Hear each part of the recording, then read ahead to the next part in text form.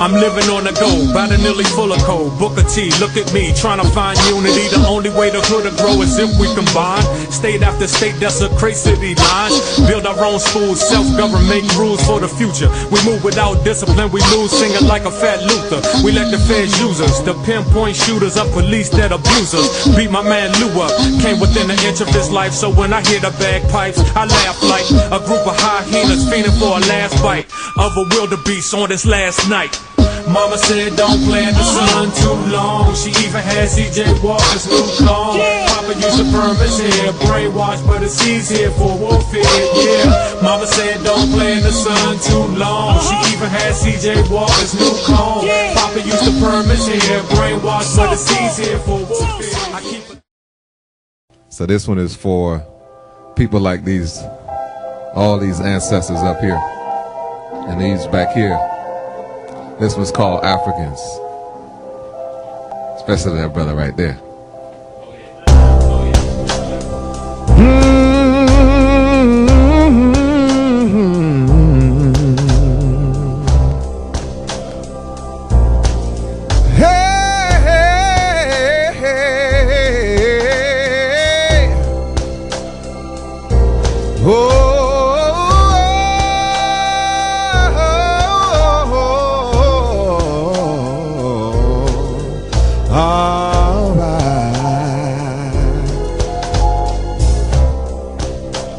Early in the morning, I think about all of those who came before, who sacrificed so that I could be who I wanted to be, who I needed to be. An African, they were African, yeah. Born of the continent where life began. They were Africans, they were African, yeah. From Nubia to Zimbabwe, to Ile-Ife and Sankore and Abomey. Yeah, they were African, they were African, yeah. They were dignified, they did what was right. They fought for their lives so that we could survive. To be African, so not African, yeah. Despite the pain, blood, sweat and tears, they decided to persevere year after year, so we could be here to say that I, that you, that they were Africans. Yeah, yeah, yeah. They were African, they were African, yeah. See, first the Greeks and then the Romans came, tried to steal our legacy and then they changed the name. But knowledge itself, we proclaim that it was Africa for the African, yeah. No matter how much distance or how much time has passed, our blood, our hair, our style, our flair, they're all reflections of our past. See, we got to love ourselves. We're the first fruit of the first seed that was planted in that truth.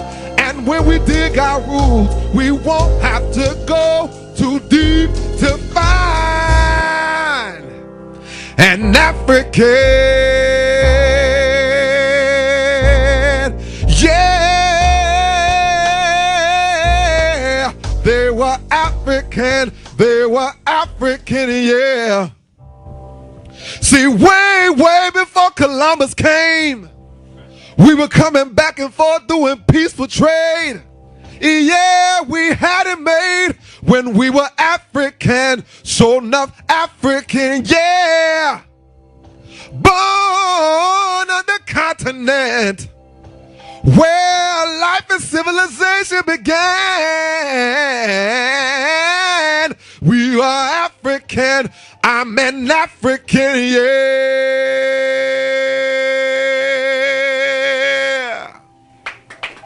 Thank you. Thank you very much. If you're African, make some noise. All right. If you're African and you know it, clap your hand. If you're African and you know it, clap your hand. If you're African and you know it, then your face will surely show it. If you're African and you know it, clap your hand. All right. So I see some of y'all got some of that good European education like I did when I was coming. Clap your hands for Brother Kaba. I'm an African. Oh man, that sounds like a battle hymn to me. Sounds like a battle hymn. You know, when I hear that song, I see our young men taking off them old faggy skinny jeans and putting on real man pants, saying I'm an African. I see our daughters taking off those clothes, well, the clothes that's not really clothes, and putting on some decent attire, that regal African drab that says I am an African. I am somebody. Oh, we got to move back to African decency. What you say? Oh yeah, we got to move back to African decency because we are a decent people. And now today we find ourselves that the only thing we pass along to our children is our decadence. The only thing that we're passing along is our degenerate, backward, maladjusted characters. We must begin to affirm who we really are. If they put our ancestors on the boats and they was Africans and they came over here through the slave manifesto that said we're going to drop 10 in Trinidad, we're going to drop 10 in Jamaica, we're going to drop 10 in South Carolina, that does not change the fact that when they got off those ships that they were what? Africans, that's right. And some today want to tell you that you're an N-word, that I'm an N-word. Somebody done got off the beaten path. Our ancestors then came and fought to get us back to our origin. As Amelia Kyle Cabral said, return to the source. I'm an African. I feel good about it. So we're going to bring Brother Kaba up for another one. I'm telling you, y'all going to really love this one. If you know that you are African right now, you really going to love this one. So we're going to bring Brother Kaba back up. And then after him, the irritated genie. Somebody said, looming in the bosom of the sea is the face of the irritated genie. His spirit rouses the waves and stirs up the storms on our enemies. And today, this brother is going to bring a lecture like it's never been brought. This is going to be one of the most powerful lectures you've ever witnessed in your lifetime. At this critical junction in our history as Africans, we need information. We're in a war for the minds of our people. Anyone who's studied guerrilla warfare knows that the guerrilla cannot move until he has the minds of the people. So today we getting ready to move. We getting ready to move. We getting ready to move.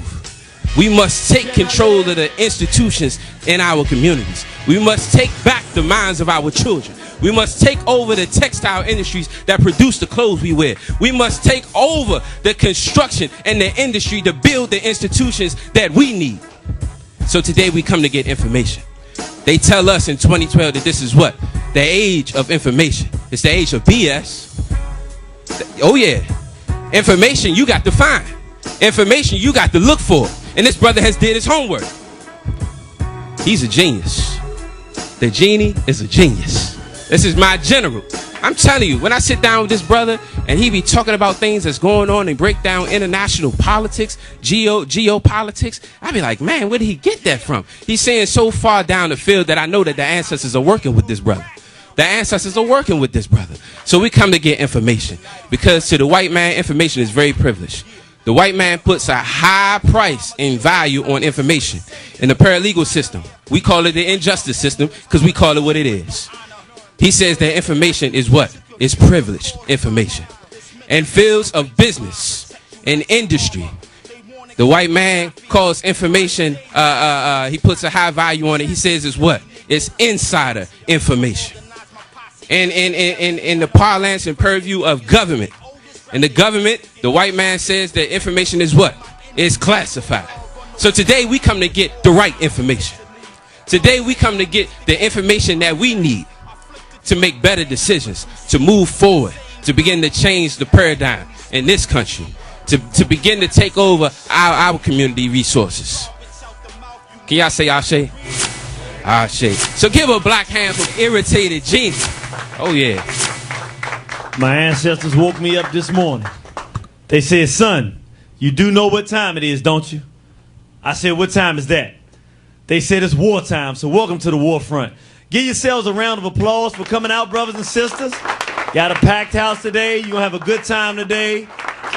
Also, give a round of applause for Brother Kaba. Did he come in here? There we go. That's some applause there. That brother has CDs available for his Kaba list, so if you want to buy it, it's $10, right, brother? Yes, sir. Come on out, pull your $10. You got to get that thing, man. He got those 2 songs that you heard on there and many more, so you want to support that brother. Outstanding. We trying to pull that brother on the team. You can't have no winning team without a brother like Kaba on it, so we pulling that brother on the team. Solid. Want to thank you for coming out. This is a very serious conversation. For those that don't know, we have a radio station, so we want you to tune into the radio station, warnhorizon.com. Click the icon. Listen live 365. We're on 24 hours a day, 7 days a week. We have our live programs most evenings from 7 to 9 p.m. Eastern Standard Time. Also, we have our DVDs. Thank you. The brother must be a listener. He must be a Warn Horizon listener, so he knows what we're talking about. Want to also let you know we have our DVDs, our book, Warn Horizon. We also have our newer DVDs available in the back. You also can get them online from warnhorizon.com at our store, so we want you to support that and come on out. This is the second installment. We did our first one called Mind Your Black Business. And, people responded to it so well that we said we got to do the second part of it. And we did the first part of it right here at Secrets of Nature. So we want to thank Brother Coy Dunston for allowing us to come in here and do that. And it really moved a lot of people's minds and hearts. So we said, you know what, we're going to come back and do the second one. Mind Your Black Business, Part 2. Why we so broke. Because I know, we hear, brother, look, we can talk all we want. We can laugh and grin. But let me tell you something. It's hard being a black man or woman in America and don't have no money, man. America's not the place where you can't eat, you can't sleep, you can't do nothing in between without no money in America. So we need to figure out why it is that everywhere you look, in this country and in the world, black folks don't have no money. So when we did our first original Mind Your Black Business Part 1, we kind of covered some basic things. We talked about why black businesses are important. We talked about why black businesses fail. Things that we think that it's imperative that people need to know and understand. What's the psychology of the black customer and the black business owner, and how that plays into how much money you can make and how successful you can be in a business. And also, what are the challenges of the black entrepreneur? He's not just your average entrepreneur. He has some other things he has to attend to that many of us have not considered. And so we had a very good conversation about that. And so we also talked about the difference between a black-owned business and a black business. Y'all hear that? There's a difference between a black-owned business and a black business. A black-owned business is a business owned by a person with a black mother and a black father. They black. They own a business. But a black business is a business where the black person who owns that business uses that business in some way, shape, or form to help the black community. So that's what a black business is. It means that that person cares about their community, and they're not just profiting off the community, but whether it's like this store here, Secrets of Nature, you can get healthy food for your body. But then you can not only get that, he always has videos and tapes available that you can purchase, so you get good information for your mind. But then he goes the next step and says, well, if this is a community, then you should be able to come into the community, into this same place at no charge to you. Even though it really should be a charge, but he says no charge. He doesn't even charge us to come and bring information to our community that is vital and that can help our community do better for themselves. And that brother does that. And that's right. That's what I wanted to hear. So thank you, Brother Coy, for standing in the grind and showing us what a true black business is all about. Let's move on into this, brothers and sisters. We got to understand there's a very serious myth that's been conceived among our people, and that the European has created, and it's a problem. It's a problem myth because our people have actually bought into it. Have you ever talked to a black person? I had an argument with a brother. It was funny, too, a good brother. This was about a few weeks ago. We were talking, in the middle of us talking, he said, yeah, because you understand the most important black people in the black community are the poor black people. So I was like, what? I said, nah, bro, the most important people in the black community are the freedom fighters. He said, because the freedom fighters, I don't care what his economic status is, the freedom fighter going to make sure anything he get going to go to the black community. I said, you got poor Uncle Tom Negroes, you got middle class Uncle Tom Negroes, you got rich Uncle Tom Negroes, And you got some wealthy Uncle Tom Negroes, but they all Uncle Tom Negroes. And we went back and forth, and I said, wow. You know, years ago, I remember a brother telling me, Brother Kush the Black Unifier, that somehow to be a black liberator or freedom fighter, the European has convinced black people that you have to take a vow of poverty. Like it's something wrong with having something.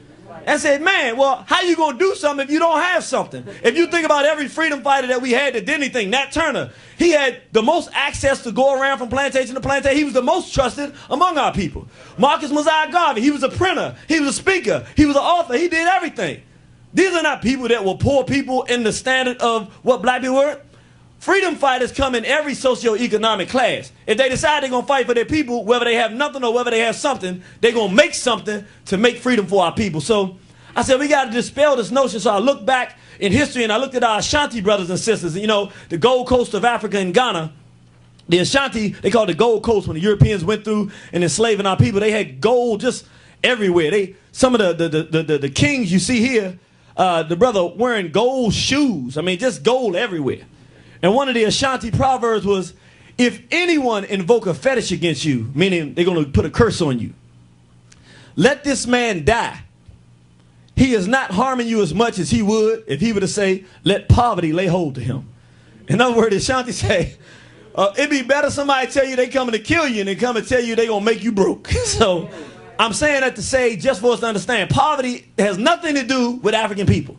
It don't have nothing to do with our culture. So let's go into this, because you say, well, you're saying that, brother, but what you're saying doesn't make sense. We look around our communities, we see poverty, deep poverty in some places in the South, and not that South, places in Southern Maryland where some of our brothers and sisters still don't have running water. And so you say, well, all that poverty, what you mean? It is about black people. We looked at New Orleans, and we saw the poverty that was there before they blew up those levees. Now, when they blew up the levees, we saw severe poverty, and we saw poverty after that. But what we need to understand, y'all gonna take a trip with me?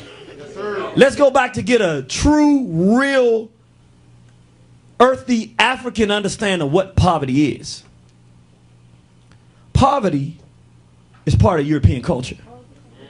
Poverty is the caves and hills of Europe where the Europeans came from, where it was cold and harsh and they didn't have food.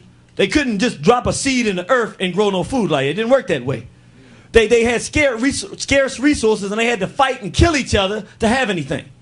Poverty is when they didn't have good family relationships where they cared about one another and they looked out for one another. Poverty was a cold, harsh climate where somebody would kill you at any given moment in order to get something, whether it's food, whether it's a physical, something that they could take from you to get some wealth, whatever they could get. Poverty is when you don't know where your next meal is going to come from. Poverty is when it's so cold that you can barely stay alive because of the chill that you have on your body and you're starving at the same time. Poverty is when your mother or father wants to rape you and harm you. This was the life of Europe. That's poverty. That's right. And so we see even now, they live in a cold icebox. Dr. John Henry Clark described it as the icebox of Europe, where they sitting in this cold icebox called Europe with no resources. They don't have it. They can't go on the ground and find diamonds. They can't find gold. They can't find anything. The most they can plant in Europe is a potato, and that's today.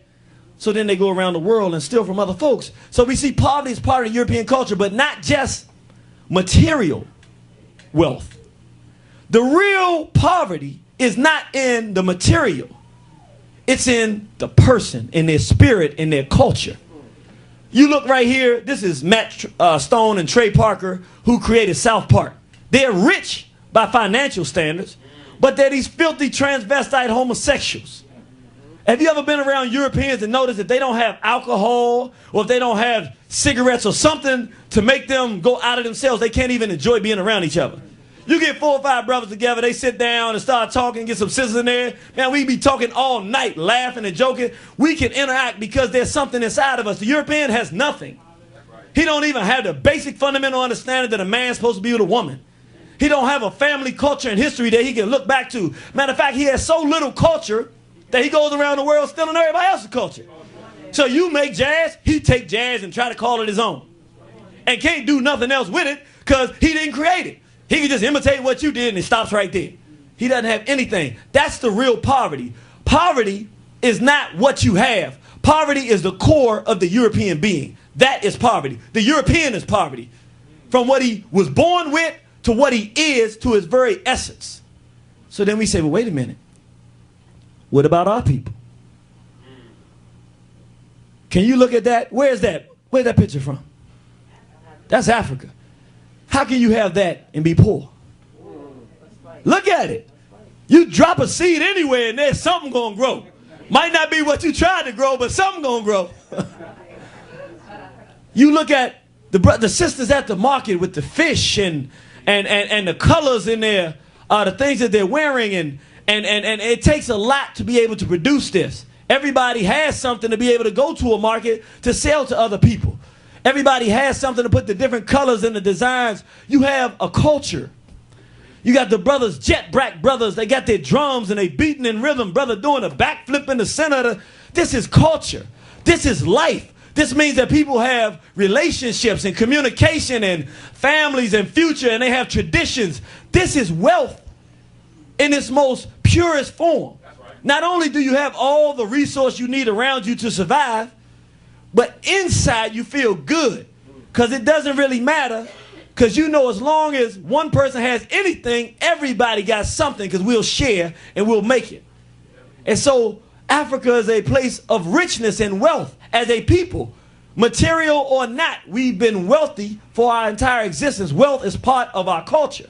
You see these sisters here? I mean, they beautiful, looking almost arrogant. I mean, they looking like, if we walked up and they're like, who are you? Are you part of a royal family? I mean, you know, these sisters look regal, you know? And look at them. I mean, got their blues and their yellows, and I don't even know what it means. I just know it look good. And look like life, because that's what we are as a people. Celebration and life and culture and family. This is our homeland. Full of all the wealth of the known universe here. So then we got to ask ourselves the question, well, if this is all wealth, Africa is all wealthy, then why are we so broke, right? Well, what is poverty? Since we cannot say that black people are not suffering poverty, but we said it's not part of our culture, then what is it? Poverty is an Arab/white socioeconomic political system forced on black people. Let me say it again. Poverty is not what you have or don't have. Poverty is a system. When whites come in or Arabs come in, they take your wealth away from you, they push you away, and then they start pillaging your resources and make you give it to them. Has nothing to do with who you are. It is a system that's in place. The first thing they got to do to make you poor is destroy your family, capture your soldiers, separate your men and women and children. And then they begin the process of creating what we see around the world today as poverty. So they come in, and once they separated the families, remember, if you got arid land over there and rich African soil over here, which one you living on? You living on your rich African soil. So the European comes in, takes you off the rich African soil, puts you on the desolate soil where life is not possible. He moves into your rich soil and puts you in such miserable conditions, such as this, that in order for you to get a bite to eat or survive, you now have to go to him, and then he gives you just enough to survive so that you can help him pillage your resource to make him wealthy. That is the system of poverty. And so we see the same thing here in America. We got skills, we do all these great things, and what do? They push us into these communities, lump us in there, and keep us what we call poor. Now let's talk about capitalism, because people get capitalism confused. Let's get it unconfused. What is capitalism? Let's make it simple. Don't go looking and look. You're going to go looking in your dictionary, you're going to get it confused. Then white folks will never tell you the truth the way you need to understand it, because they intend to keep you enslaved. Let me tell you the truth, because I'm your brother and I love you and I want you to understand. Might not make you feel good, but at least you know what you're dealing with. What is capitalism? Capitalism is the economic system of racism and white supremacy. It describes the means by which whites target another group's wealth and systematically pillage it for themselves. What is capitalism? The Native Americans have two continents, beautiful, green, vibrant, many nations. The whites come, learn how to plant the seeds and just kill them off and take their wealth, and now they have what we call America. That is capitalism. But here's a nuance to really make it very, very clear, and I hope this crystallizes it for people. What is poverty as it relates to capitalism? Capitalism is the system that relates to whites. Capitalism is for whites, meaning they go in and pillage. Under capitalism, the system that they have for anybody that they pillaging, in this particular case, we're talking about African people, is called poverty. Poverty is the economic system for black people under capitalism. That's the system they have in place for us. In other words, it's not about did you make some money. The idea is that you're going to be impoverished whether you know it or not. Poverty describes the system that keeps us from resources and or keeps us from using our resources to better our racial condition. Sometimes we misunderstand poverty. We think that LeBron James is not in poverty because we over here don't have any money. He got all that money. He's still impoverished. I'm going to tell you how he's impoverished. It's not that they kept the resources away from him. The second part of poverty is even if you have resources, you cannot use them to change the condition of your people. So if LeBron James decided to take his $100 million and I love black people, I'm going to go build some wealth for black people. Within 2 years, he'd be in jail or dead. Or he'd be in a fight for his survival. Because whites don't play, because it's not a negotiation about wealth for black people. It is a system, and the system says black people must be impoverished because that's the system that they have created for us. Y'all got that? All right, all right. Now I'm just going to show this very, very quickly so we can get an understanding that this is a system that's in place. This shows you some of the years. This goes from 1984 and this goes to 2009. It shows you the disparity, the difference in wealth between black people and whites. And what you'll see here, if you look closely, in 1984, whites had 12 times, for every dollar of a black household, the white household had $12. You go here to 93, for every dollar in a black household, the whites had 10. And now in 2009, for every dollar in the black household, the whites have $19. For every dollar in a white household, in a black household, $1, whites have $19. So as you can see, never does it change where black people have more per household than whites, right? Why is it that you don't see it changing back and forth? Because it is a system. And the only thing that changes in the system is how much more they have than you have. Never the question of do they have more. Understood? Let's go. Now we got to talk about the orchestrator and the controller of the white economic dynamic. This does not, now I want to be clear because black folks, it's like we got this dire need to try to find some good white folks. So once we start talking about these small hats, I'm not going to lie. You're going to start looking at the Ku Klux Klan and the redneck, and a little bit of you going to say, they're not that bad. Now, listen, before that happens, yeah, I know the sister in the back said, what you talking about? When we finish with these hats today, you're going to say, I understood what this brother was saying now. Listen, none of these whites are our friends.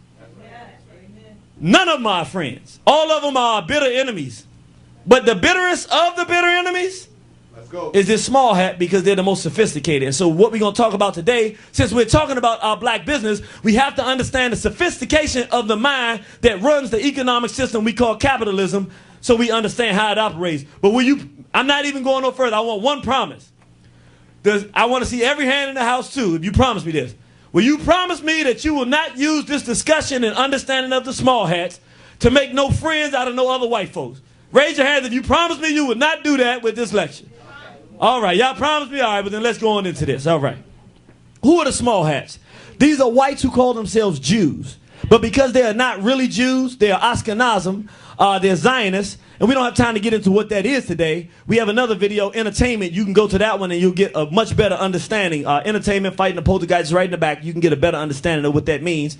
Essentially, though, these are the individuals that run the economics of the white world and the world in general. And because they have a very slick and sophisticated way of operating, we created a character named Hickleberg Hat. And Hickleberg Hat, we call them small hats instead of calling them white so-called Jews because many of our people who are black practice Judaism. These whites don't practice Judaism. They practice economic enslavement and brutality. So we came up with our own name because, you know, our people see them with those little tiny hats right in the middle of their head. And, like, they don't have enough cloth. All the money they stealing seem like they should have enough cloth to make a hat for their whole head. But they cheap, man. They're not doing it. They're just going to make a little bit of a hat for the head and say they got a hat. That's where it is. But Hickleberg Hat represents the diabolical nature of how they operate. So he's not really an actual person. It's a personality that represents the wickedness and the operational skill of the small hats. Y'all with me? Amen. So as we talk about the small hats during this discussion, you got to be real careful because he's slick and wily. You got to watch him because if you take your eye off him for a minute, he'll have you totally confused. Let's go into this discussion about Hickleberg Hat. First thing we want to talk about. we talk about slavery and we throw around terms, but because we haven't had the information put out properly, we don't quite understand the intricacies of slavery. So we're going to talk about some of the intricacies of slavery and the economics of it to make it so that we have a better understanding. When we use the term slave master, we just think of anybody that's white. We need to change that. The slave master is Hickleberg Hat. Why do I say that? Because the whites who call themselves Jews, the Zionists, controlled the slave trade. 75% of the small hats who were in the South owned slaves and they had the largest plantations. Most of the Anglo-Saxon or Gentile whites, meaning they're not so-called Jews, non-small hats, most of them were poor. The ones who were not poor were middle managers who helped support the system of slavery. So they hated you, black people, but they didn't have control of the system. They were just workers in a system controlled and dominated by the small hats who were the slave masters, the plantation owners.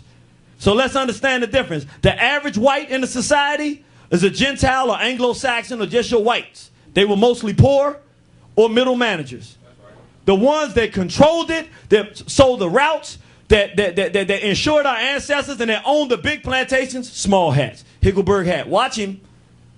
Keep your eye on him now. We're going to go into our book.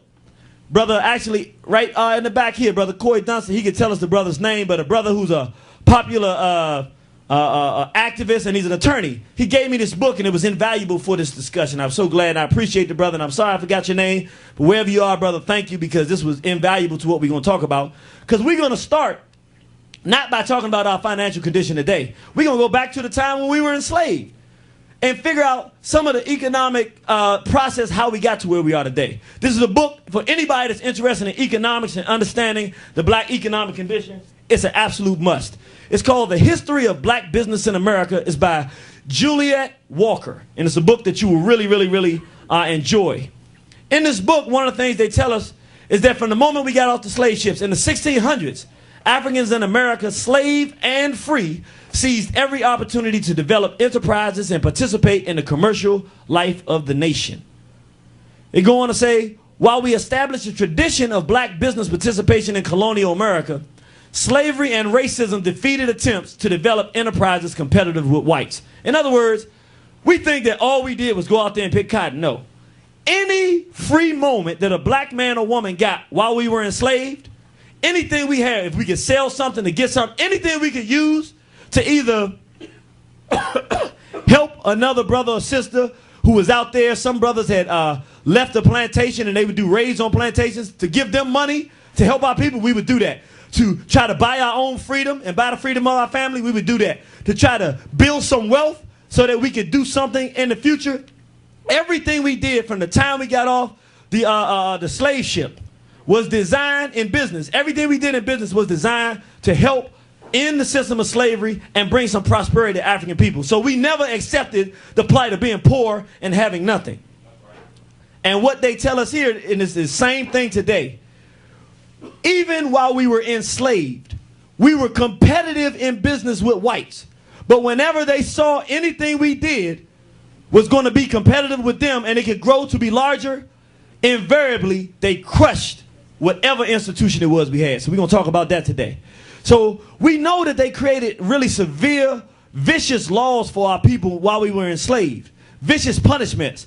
What people don't tell us is that a substantial amount of the punishment that black people underwent during slavery was not about us running away to be free, or was not about us talking back to a slave master, even though we did all of those things.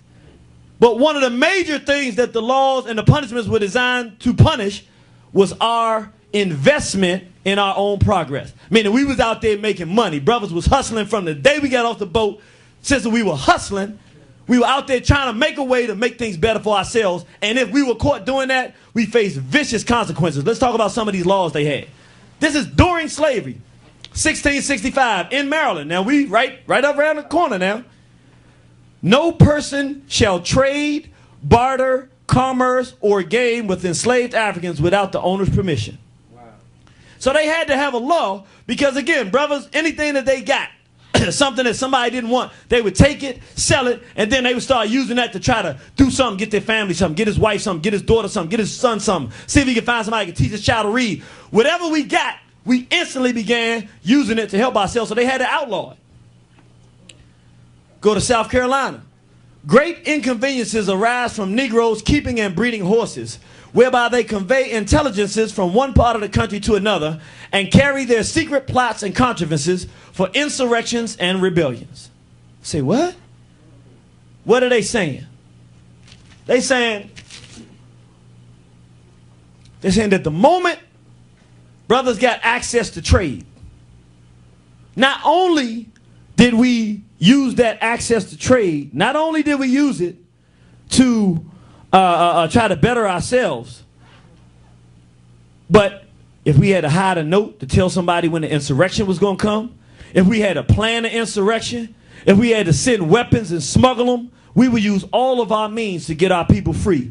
From its inception, black business in America was about getting black people free. That's why we define the black business as a business that's designed to help black people, because that's what it was from the moment we got off the ships. And because of that, these are some of the laws that they created to prevent that. They had laws that it shall be lawful for any person to seize hogs kept by slaves and all boats and canoes belonging to any slaves.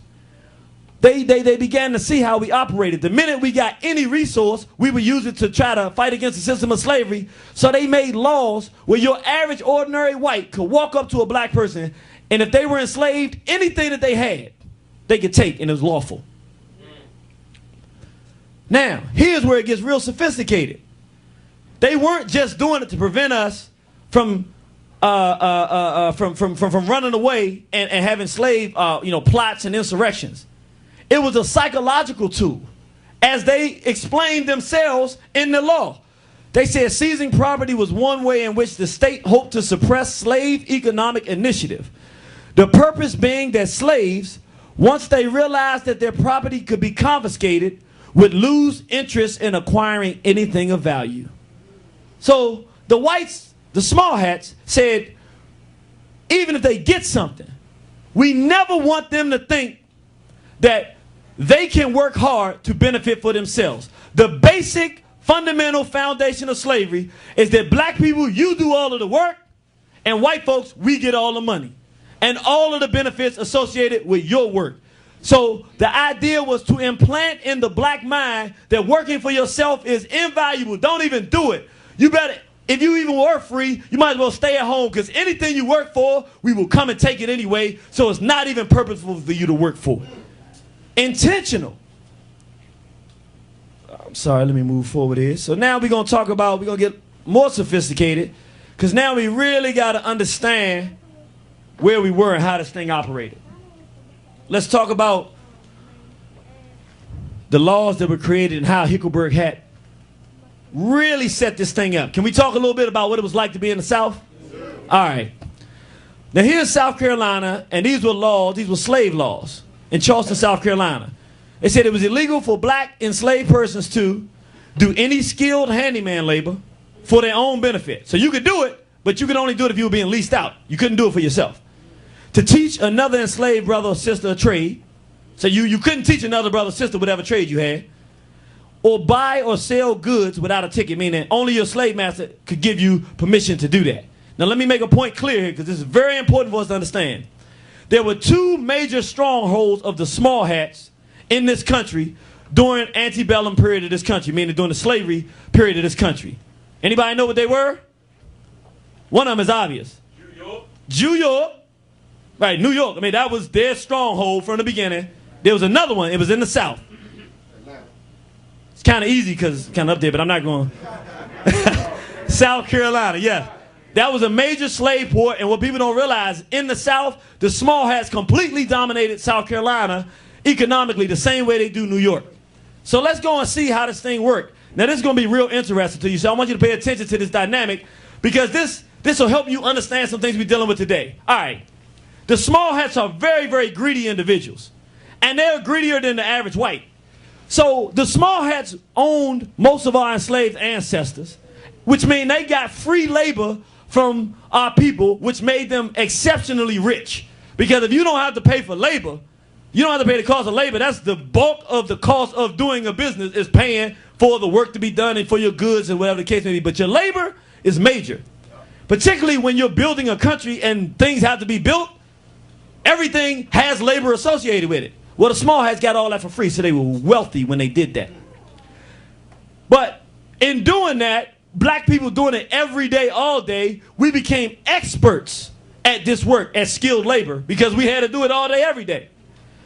And the majority of the whites who were not small hats, you had one or two rich Anglo-Saxon, Gentile whites who were rich and had big plantations, just a couple.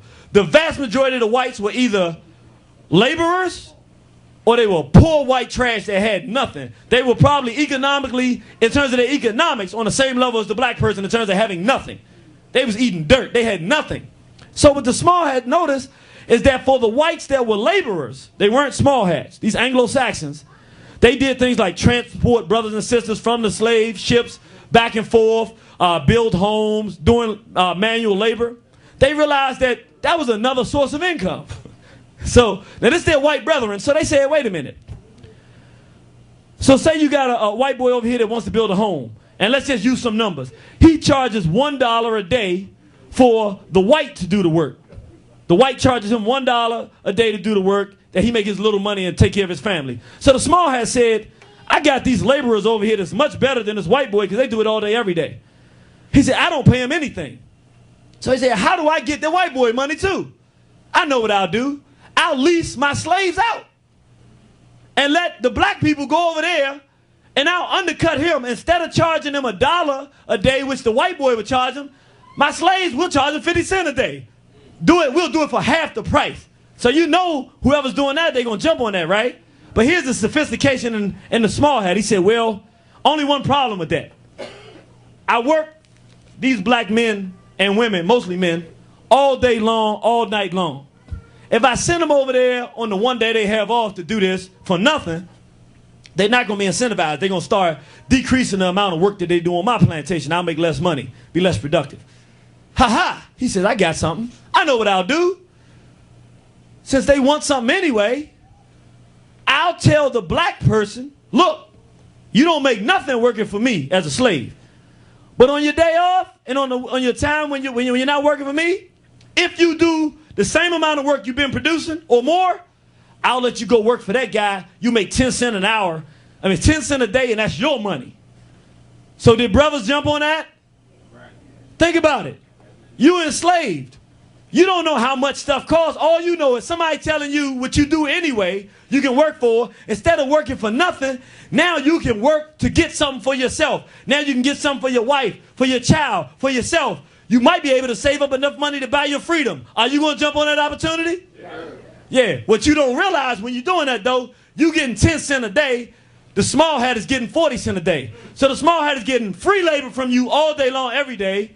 And he's robbing the jobs from the white laborers and Anglo-Saxons out there by renting you out. And he robbing you by taking 40 cents out of your 50 cents that you work a day. But you happy because you getting your 10 cents a day. How do you think that... The microphone? Is that better? All right. So now the small hat is making hand over foot money. Everybody with me on this? Yeah. How do you think that the white laborers felt about black people? They hating them because you taking their jobs. So when they see a black person doing this work, they get infuriated. But they can't kill them because if they kill the black person that's doing the work, they're killing somebody's what? Property. And they killing a slave and they killing property, and they'll get sued and they ain't got no money anyway. They can't get an attorney. They'll get locked up or they'll get in trouble. Not because they're hurting a black person, but because they're hurting an enslaved black person. Now, if you were free, they could kill you at will. There were no laws to protect you if you were a free black person. But if you were enslaved, the small hat was protecting his investment. So he was making hand over foot money. So the whites who were getting their jobs stolen from them, from the black people who were being rented out by the small hats, developed serious hatred for black people doing the work because we did better work than them.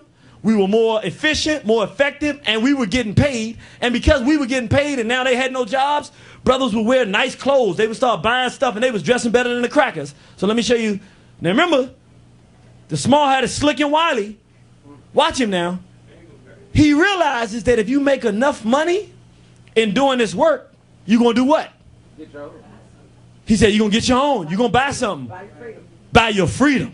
Now, if you buy your freedom, he can't exploit you no more, right? So if the small hat's letting you go out there and make all this money, he's got to figure out a way to make sure you can't do nothing, right? So this is what he does. He goes out to the Anglo-Saxon who's about to get mad at the rich white boy who he doesn't realize is a small hat. He just know these rich whiteys him renting out these black people out there. So this is the concession he makes. The small hat says, okay, listen, I'm going to go out there and rent them out and do my work. I'm going to do what I want to do in my business. But look, you're a poor white guy. You're white. If you see any black person that's enslaved, if they got anything, and it's anything that's nicer than yours, they had laws in South Carolina. The law said anything that they have belongs to you. Take it. So I want you to understand how it's working. The brother going to work, the small hat's getting this 40 cents a day off the top, making good money off the work we doing. We get our 10 cents a day. Brother walking home, he got himself a nice outfit. He got a nice outfit for his woman he was able to purchase with his own money on his way walking home. But the small hat has passed the law to tell the white boy Anglo-Saxon anything he got that's nicer than what you got belong to you. So now the brother done worked for a year. He's saving up for certain things and he got stuff for his woman. He looking sharp. He on his way home. Cracker walking along the street. Hey boy, what you doing with them overalls? You dress. Come here, boy. Who you wear? Where you work? And then you gotta tell him. Well, I'm a slave. I belong to such and such. Well, you know the law say that belong to me, boy. Go on, give it up. Go on, boy. You ain't got all day. Then you got to take off your shirt. Taking off your shirt. You walking, you right on the street, give him that. Oh, that's a nice undershirt too. Give me that thing, boy. I ain't got nothing that nice. And then you taking this off. Go on with the trousers. Those mine, Billy. No, I want the trousers. He fit just like me. Boy, this ain't no game, boy. And the brother got to take off his pants. Oh my God, look at them nice underwears you got, boy. Give me them things now, here. And you done work, you done done more hours than you can imagine getting this. Now you got to sit here, and now you got to take everything off and give it to them. And they, oh, look at that boy, hung like a mule. Man, these some nice trousers. I like this, Bill. This has been a great day. Now these crackers walking off into the sunset with everything that you work for. Now, before when you was enslaved, and didn't have nothing, you at least had whatever clothes you had. Now that you done worked hard, built up some income, and you got something nice, now you ain't got nothing. You ain't even got no underwears on. You walking back to your plantation with nothing, and the law says that they can take it. So going to talk to the small hat does you no good, because he's the one that made the law, because he wanted to make sure that you never took that money and actually left. You see how sophisticated this thing was? Small hats. Hickleberg hat. He's slick and wily. You got to watch him. Watch him, man. But there's a little nuance in here I want to talk about too, because sometimes our people get confused. Where did the relationship, was every relationship between poor black people and poor whites a negative one? They was all negative, but there was some interactions that were beneficial to both parties. For instance, a lot of these whites were dirt poor and had no skills. Was the small hat going to teach them how to have skills? No. So who was the only person that could teach them how to have skills? The brother. So the brother would sneak and say, look, what you got, white boy? White boy say, this is all I got. Say, all right, you give me that or help me with this, then I'll teach you how to do this labor. Sometimes these were poor crackers. These were poor white folks. They didn't have any money. So if they needed something nice, the small hats had all the nice stuff. So, man, I want to get into the pitchfork business, but I don't have a pitchfork. You don't? Well, look, we got a shipment coming in. Be 20 of them. It might be 19 when it's done. But look, what you got for me? So the poor whites were able to, on the black market, we call it the black market because brothers was hustling and getting their thing, and sisters too. Whatever them small hats had around that was nice, that the poor whites wanted, if we had a little relationship, they had something to get. They could get it because we wanted something, they wanted something, and we had that kind of relationship as well. So on the one hand, they hated us and were killing us for taking their labor. On the other hand, there was an interaction because both of us were poor, that neither one of us liked each other, but there was some benefit in working together at times. Do you understand the significance and the kind of complexities that we had in the Deep South during our enslavement? All right, let's move on then. Same book, and all of these things you can find if you read this book, The History of Black Business in America by Juliet Walker. Definitely want to get that.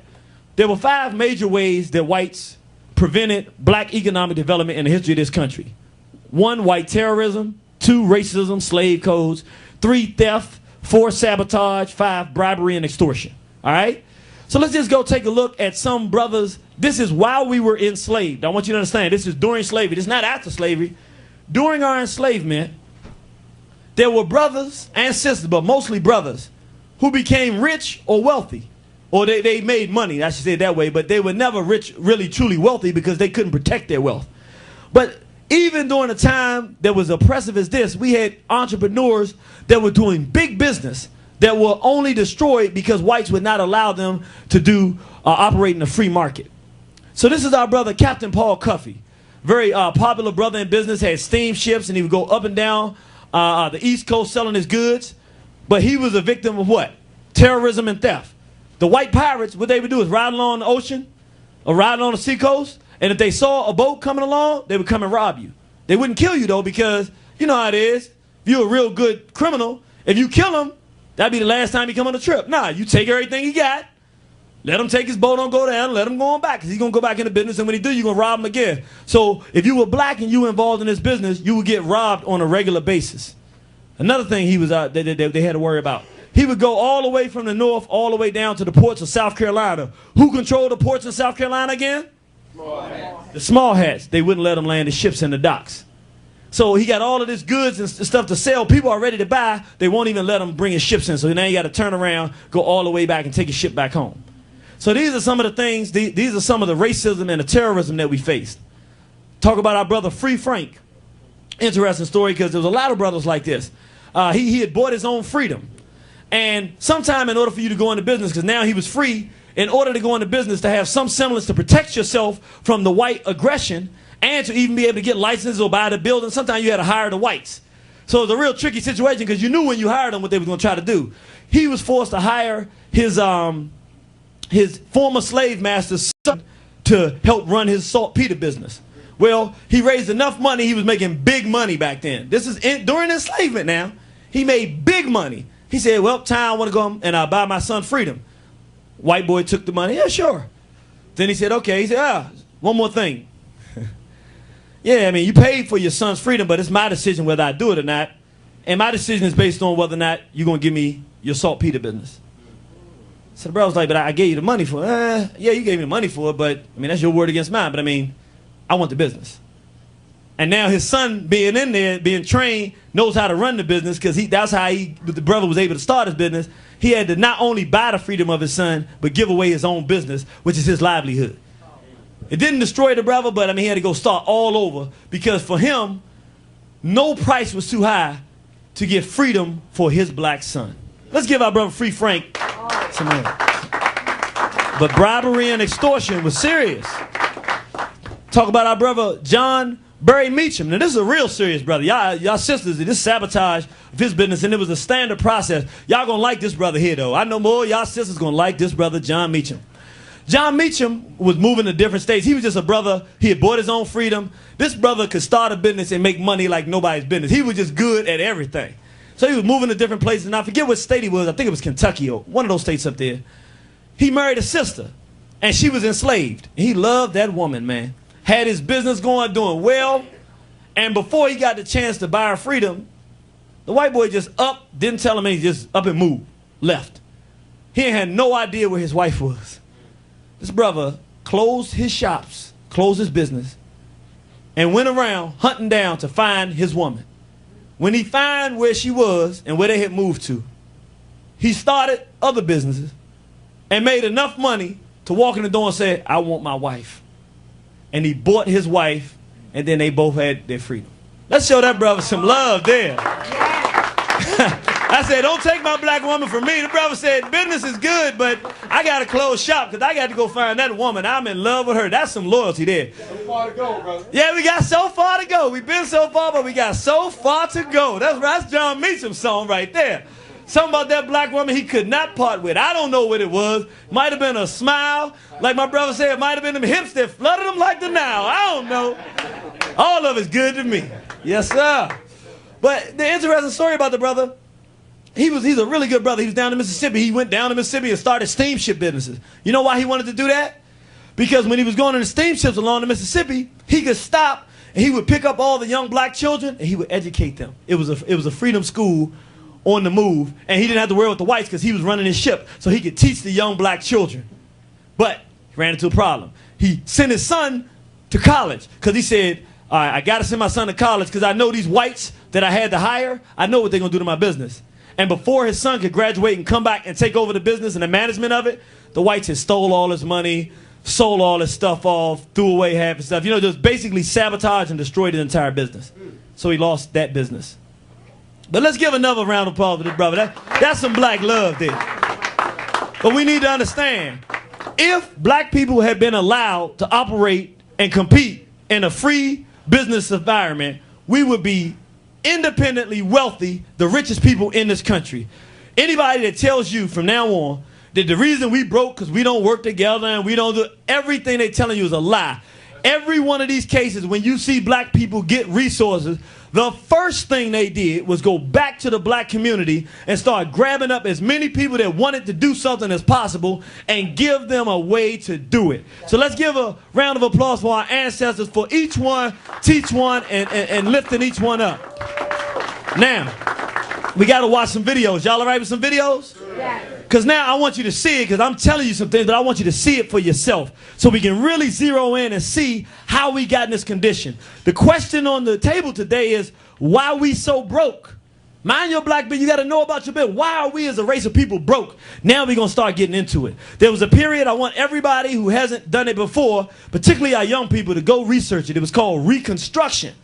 And Reconstruction was a period after the Civil War where the federal government said, okay, we're going to allow black people to go build their own communities.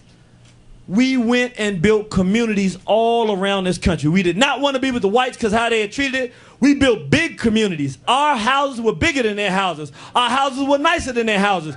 We had built houses for them for centuries for free. Now we were building for ourselves. Man, we had land, we had businesses, communities, and everything. And the whites got so upset they eventually destroyed it. But this period of Reconstruction is a period you would love to see. We had governors and mayors of cities, and we were right out of slavery. They thought we could never return. We bounced back. We were a vibrant, living people again. Can we watch a little bit about Reconstruction? Yes, sir. Very brief clip. It's from a video called Slavery by Another Name, which is the video I suggest everyone in here, if you get a chance, go buy that video.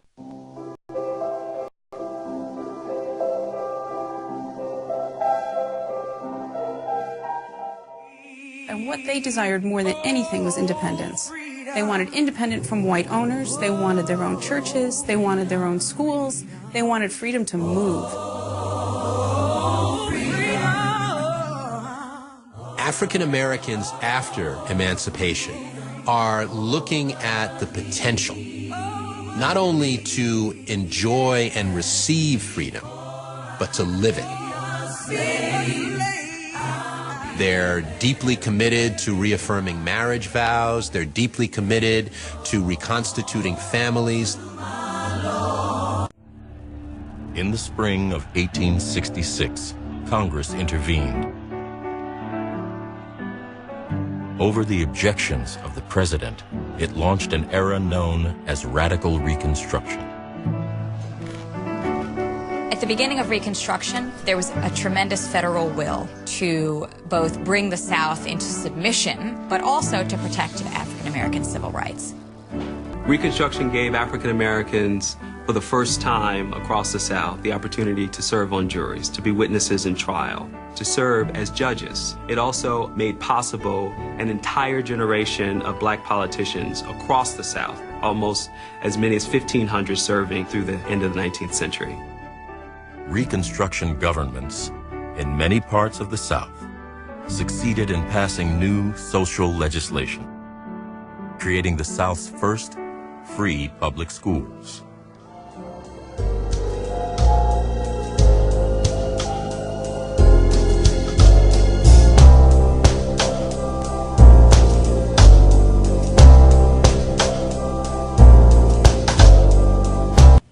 So, we understand, right? We see that after Reconstruction, we divorced ourselves from white society and went out and built our own communities. Everybody caught that, right? Yeah. Now, come on now. Y'all got to be with me now. We learned about these small hats. The small hats totally controlled and dominated the economy of the South. the North as well, but particularly more specifically in the South, the enslavement process, free labor, that's us. How do you think the small hats are going to feel about black people no longer being free labor, but we can now be the most skilled people in the society? We can now charge for our labor, and we don't even have to be in their system. We can work with each other and build our own communities. How do you think they feel about that? Threatened. Now, in order for us to follow this, because now I want you to think about that when you see this next clip. It's real short, but just so you don't think I'm just telling you this, got to see it for yourself. Who was it that controlled the economic life of the South? Who do we say it was? Small hats. All right, now remember now, the small hats will tell you what you need to know, but you got to do your own investigation. They never tell you everything. You're going to see right here the names of the individuals and who they were, and pay attention very carefully to what's being said. They're not telling you that the small hats were the ones that ruled. They just tell you the rich whites, and that most of the whites down there were poor, the non-small hats. They don't tell you that, but you can read between the lines when you look at the names and do your own research, so we can see who really controlled and dominated the South in the Southern economy.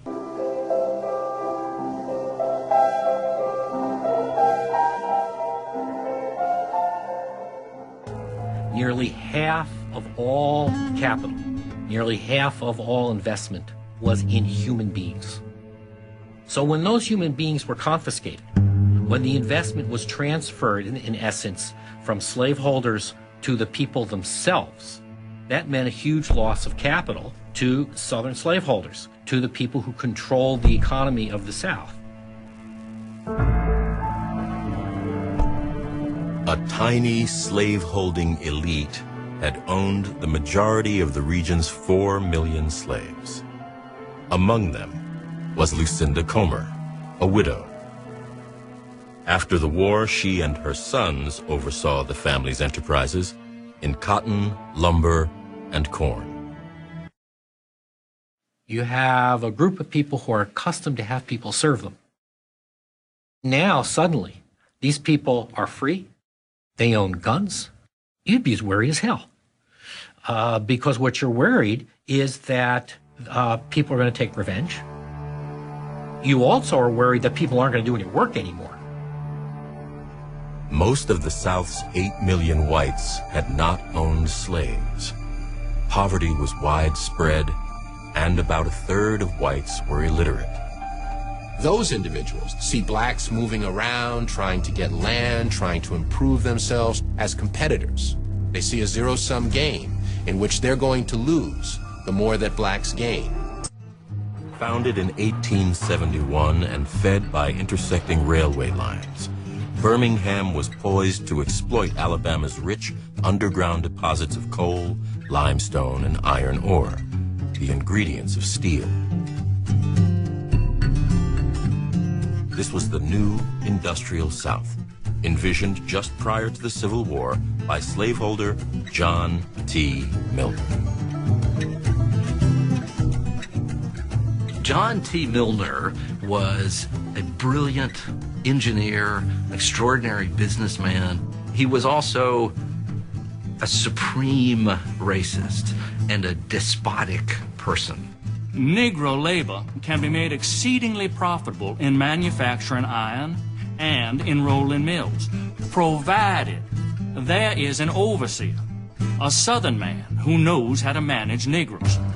He laid out some of the first railroad lines that would run across Alabama. In many respects, he was the father of Southern industrialization, particularly in the deep, deep South.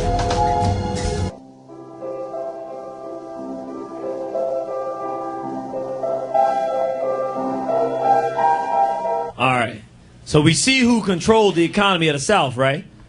Who is it?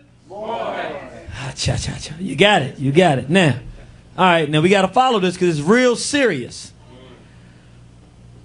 What did we say was the basic fundamental principle of slavery? Anybody remember? Say it again. Someone else. Now, not somebody else. Who? We doing the work. That's right. Black people doing the work. Someone else profit. Who someone else? The small house profit. The basic fundamental principle of slavery. Black people do the work. Who gets the benefit? Small hats. The small hats. So, do the small hats care whether the system is called slavery or not? What do they want? Money. That's right. Free labor, which is money. That's what the whole base is about. You do the work, they get the money. It don't matter if you call it slavery or not. So let's see. You see that they said right before the end of the Civil War, Milner was looking at ore, and he was saying we can get extremely rich by this, provided we can get some black people to do the work. Well, you can only do that under slavery, right? Well, unless you just change the name of slavery. And now if a black man's walking down the street, you create laws after Reconstruction. They changed and let the North leave the South and let the troops leave. And now the whites start creating laws. Oh, if you walking outside at a certain time of night, that's a crime. You get locked up. You got to go do hard labor. If you walking down the street, an Anglo-Saxon, because they have the regular whites, this is how they make money. You walking down the street, brother, going to see your auntie in the next town. White boy walk up on you and say, where's my money you owe me, boy? I don't owe you no money. He pull out a gun and say, oh, you owe me some money. Come on. He take you, handcuff you, take you to the small hat, sit you down. Yeah, all right, yeah. Well, you're going to, okay, to pay off your debt, you're going to do 3 years hard labor in the coal mine here, and then you'll be free. He's like, I don't know neither one of you. What you talking about free? I don't owe nobody nothing. So they began to criminalize black people. They made ridiculous laws. Laws like, we'll show you. I don't want to tell you everything, but then they created a system called sharecropping. And also the debt creation and criminalization. For any kind of crime they take you, then all of a sudden you got to go do labor. So essentially, like the 13th Amendment said, you got to read it. It says slavery will be illegal except for the punishment of crimes where the individual has been duly convicted. So they changed us from being enslaved, and now the small hats create a system of enslavement by a different name. Can we take a look? Yes, sir.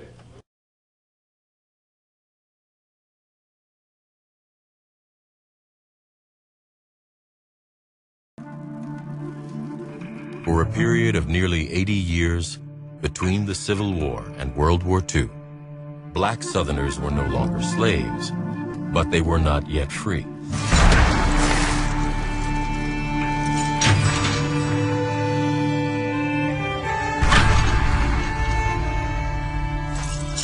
In one of the most shameful and little-known chapters of American history, generations of black Southerners were forced to labor against their will. From almost the first moment, white Southerners were responding to try to put African Americans back into a position as close to slavery as they possibly could.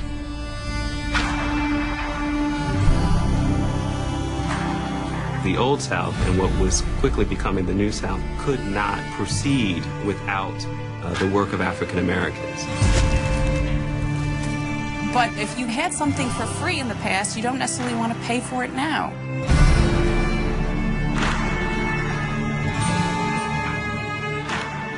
It was a straight, simple, exploitative system. There was only power, there was only force, and there was only brutality.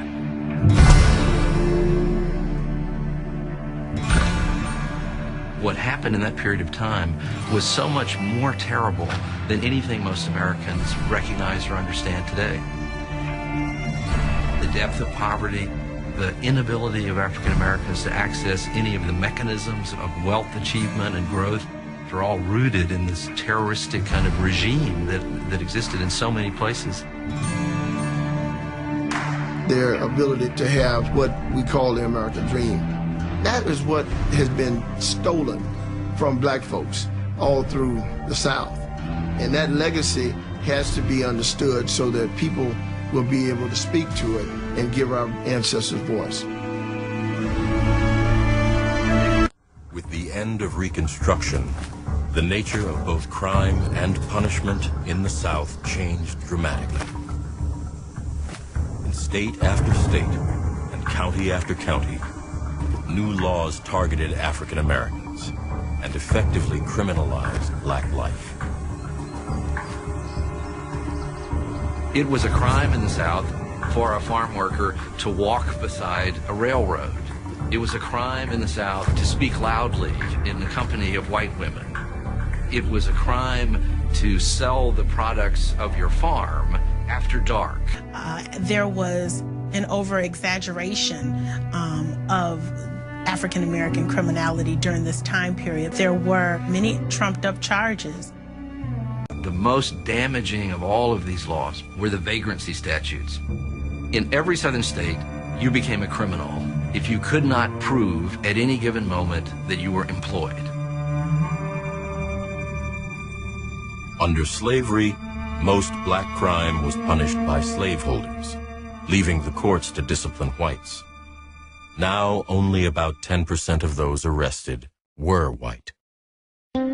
Now, states also began to charge fees, renting prisoners to companies by the month. The highest rates were for the strongest workers and longest sentences. It took time for the system of convict leasing to develop. It took time for the state to realize that prisoners, believe it or not, could be a source of profit. Once that revenue starts coming in, they're pleasantly surprised. This is new revenue we never had before. The state of Alabama earned $14,000 in its first year of convict leasing, 1874. By 1890, revenue was $164,000, roughly $4.1 million today.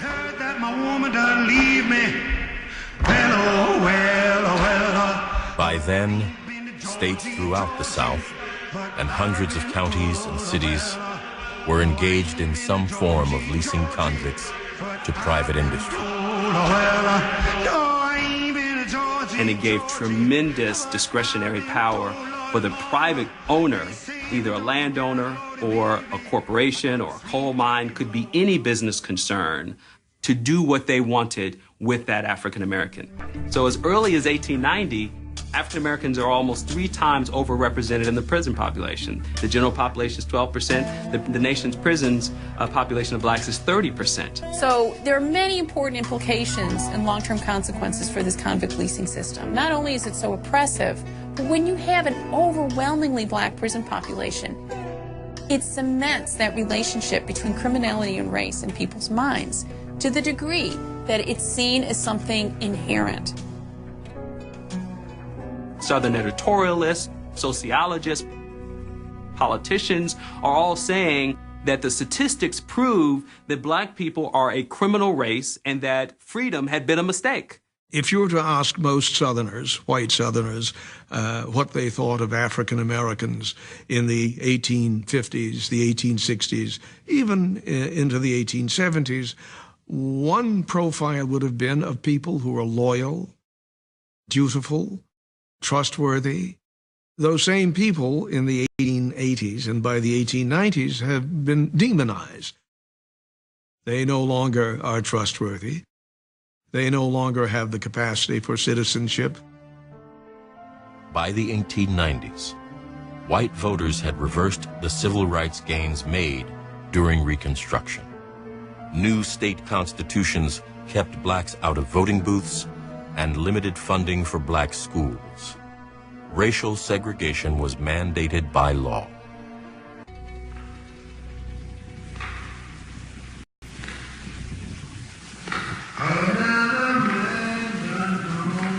As the 19th century came to a close, and for many decades to come, the possibility of freedom was overshadowed by the constant threat of forced labor and violence. I didn't know his name.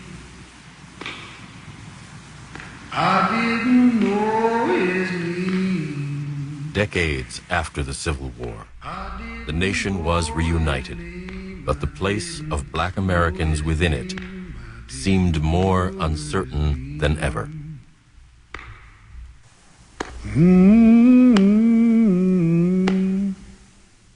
Many whites in the South are completely indifferent about whether black people live or die. They want to see them in their place. They want to see them as an exploitable system of labor. They want to see them as an affirmation of their racial superiority. And if they don't fulfill that role, then to hell with them. Another man done gone, another man done gone from the county.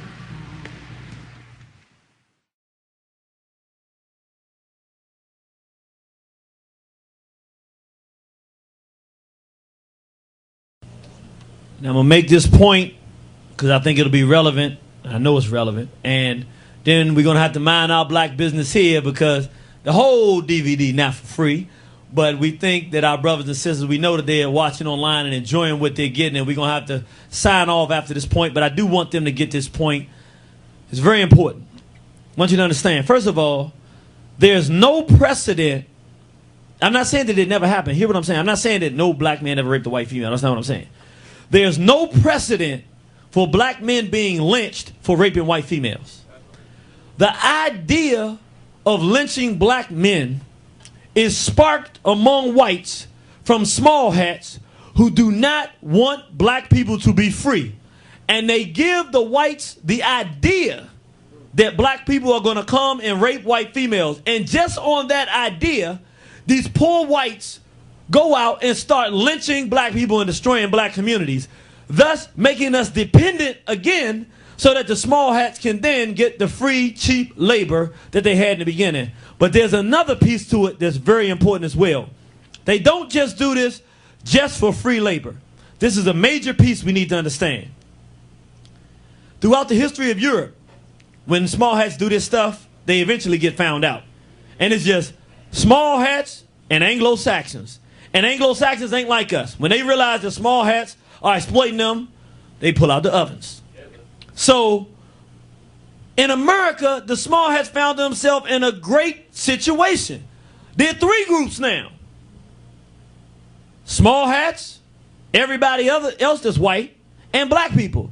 So they can exploit the whites, but then they can always point the whites to black people when they get angry. Because they control the media, the newspaper, and the things that control the minds of people. And so the small hats have been using us as a buffer in between them and the separatist whites that say we just poor as everybody else. They exploiting us too. But they got them focused in on us. And what we got to realize is that at some point, and the point is now, we need to make sure that this time it's not two groups, it's three. That we're independent and working for our own interests. And, because see, remember, I'm going to say this last thing, then we're going to let our brothers and sisters online go. Think about it.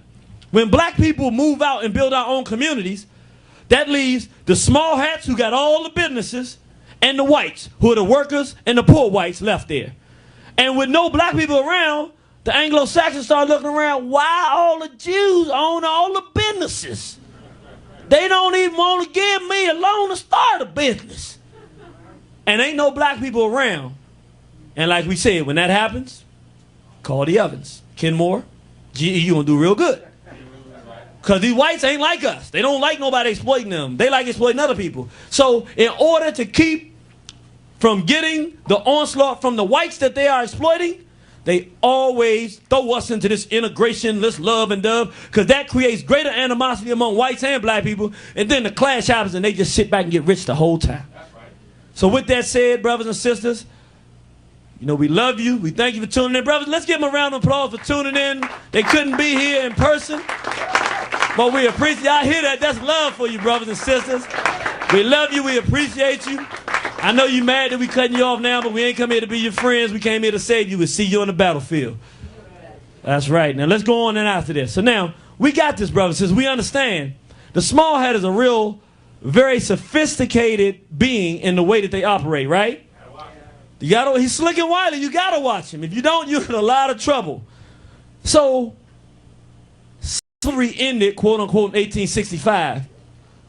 But it never changed the fact that we were doing free labor against our will, just like we were doing in slavery. And to some degree, here's the degree to which it might be worse. When we were enslaved, you were somebody's property. They didn't want nothing bad to happen to you.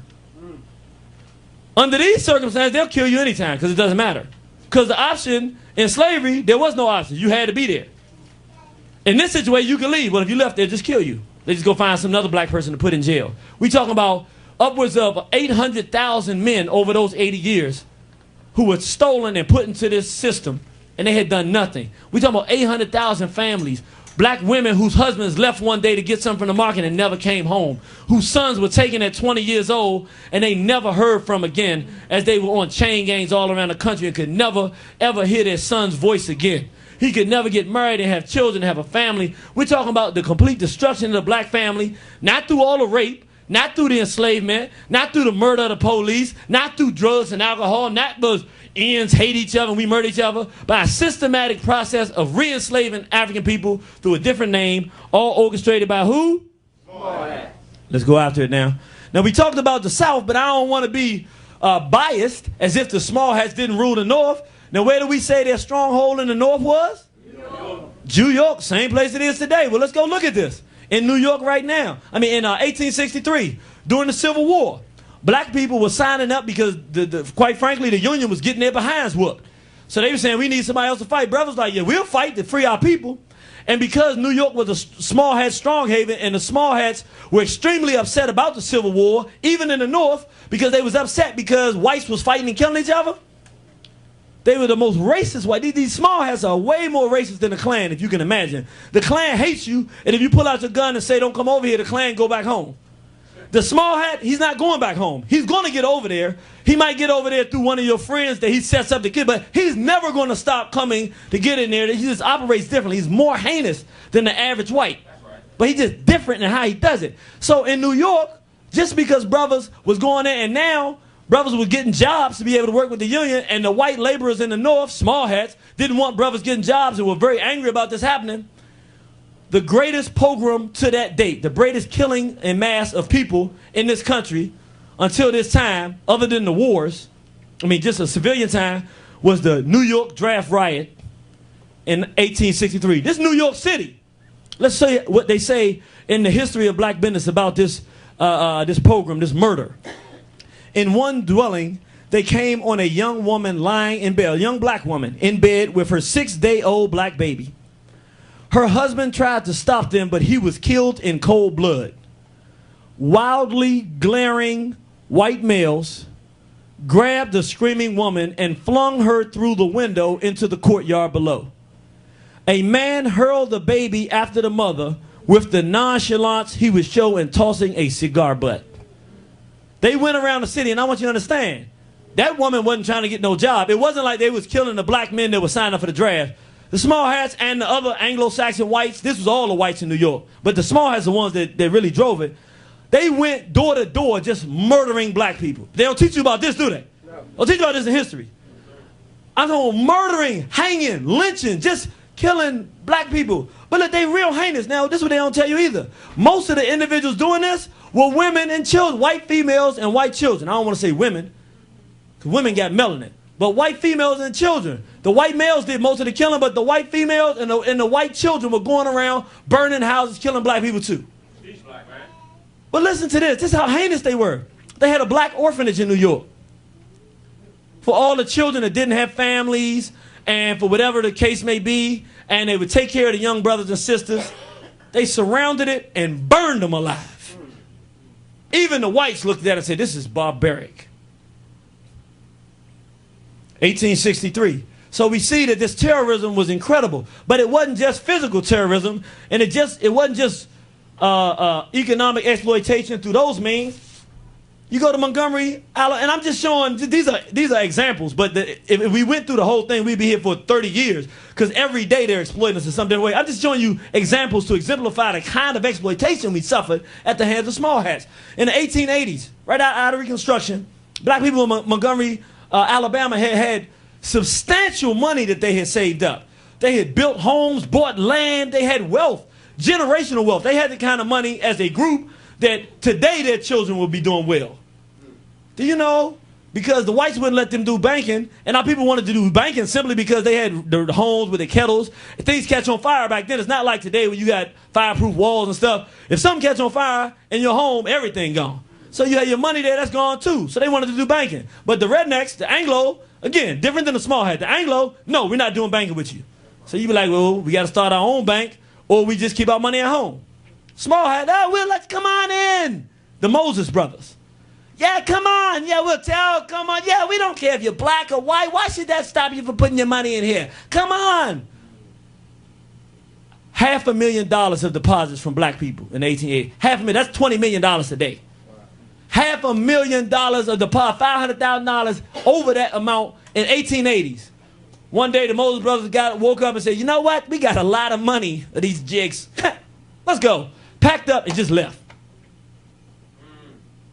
The black people said, nah, they can't do that. We got to get the courts and the laws. And they don't even listen to black people. You don't have no rights, which nobody white has to respect. And they just took generations of wealth and just walked off and became rich. Cha-cha-cha. Watch them. Let's go into our book, The Secret Relationship Between Blacks and Jews, Part 2. Let's see, even the Anglos would look, these are the most racist whites, the overtly racist. The Anglos would even look at what the small hats were doing in the South during slavery and after slavery and say that this is, even the Anglos that hate black people saying this is ridiculous. This is one who said the Negro population is numerous and much of the storekeeping business is conducted by sharp, active young men of Jewish aspect. We talking about the kind of money we can't talk about how much they robbed from our grandparents, our great-grandparents, and that ultimately is from us. But let's go deeper. You really want to see how sophisticated and how heinous the whites are. The whites never tell you who your real worst enemies in the history of this country. Let's talk about him, Gompers.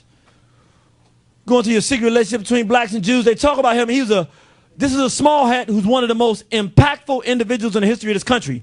Remember, coming out of slavery, who had the best skilled labor of anybody in this country? Black people. We could plumbing, laying homes, carpentry, electrical, anything you could think of, we did it, and we did it better than anybody. So now that we were quote unquote free and we allowed to be left alone, there's not a black man ever that wouldn't have a skill. Because every black man coming out the South knew how to do something and could give that trade to his son.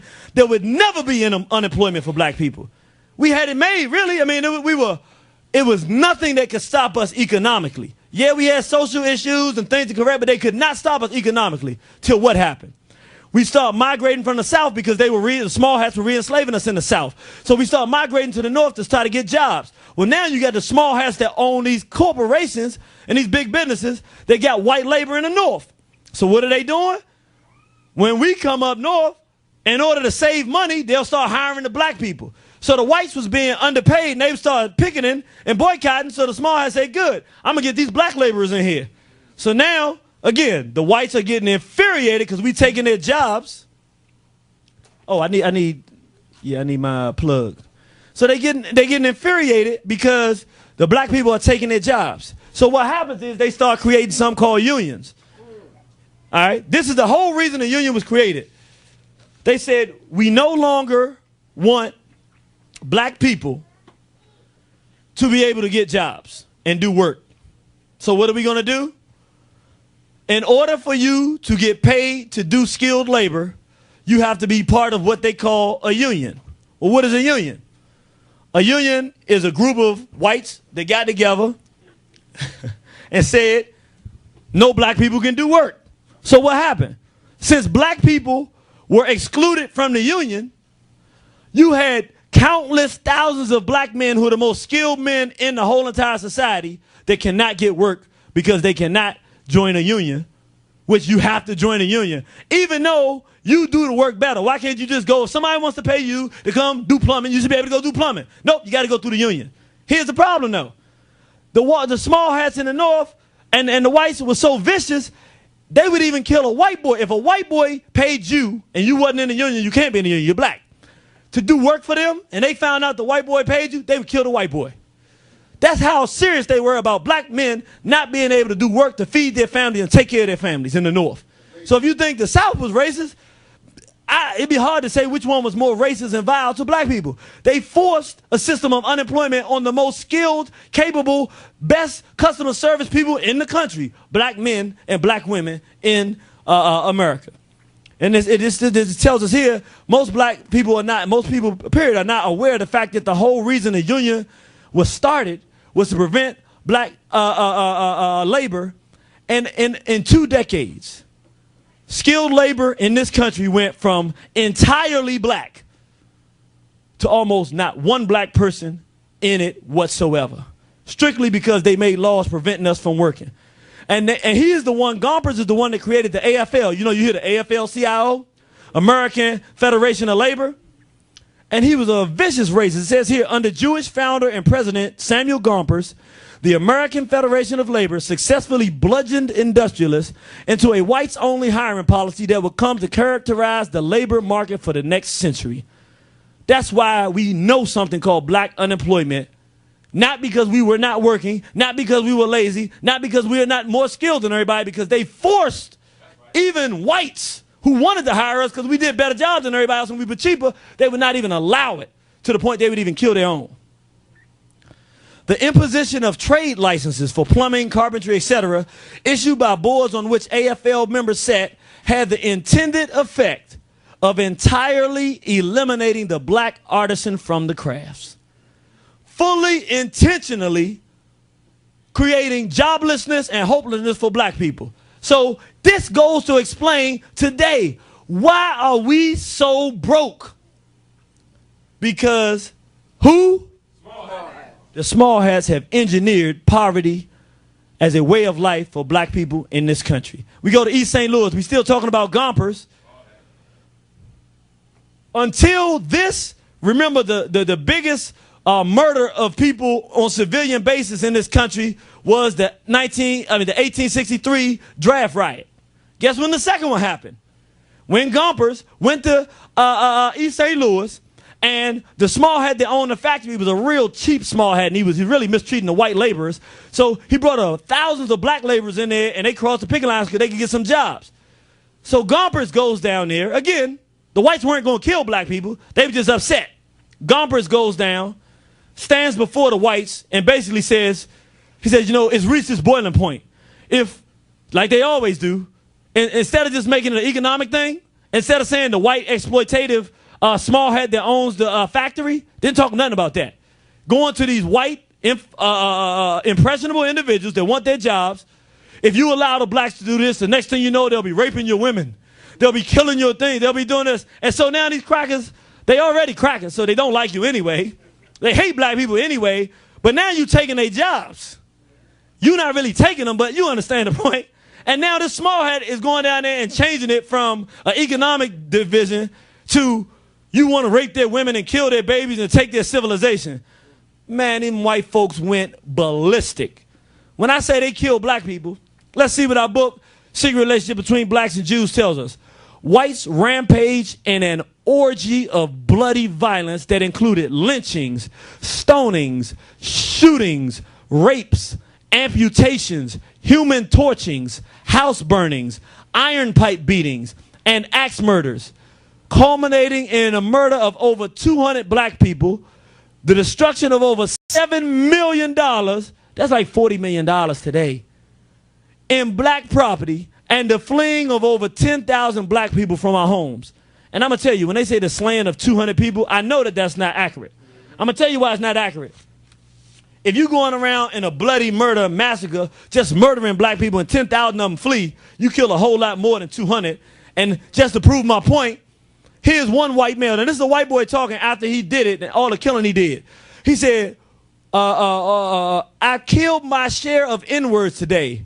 I have killed so many, I am tired and somebody else can finish them. Now, that ain't 5 black people he killed. When you kill so many people that you like, I'm tired of killing people, that cracker might have killed 200. I mean, that's a lot of killing the people. So they just bludgeoning, and I want you to understand, for what? Because we was going to work. Listen to what I'm saying. Why? Like, if we really boil it down, why was they killing these black people? Because we was going to work. So when they say we lazy and we don't want to work, no, when we go to work, y'all murder us. What are you talking about? We go to work, y'all kill us. So it's like the whites just don't want us to survive no kind of way unless we just going to be serving their interests as some slovenly slaves or something like that.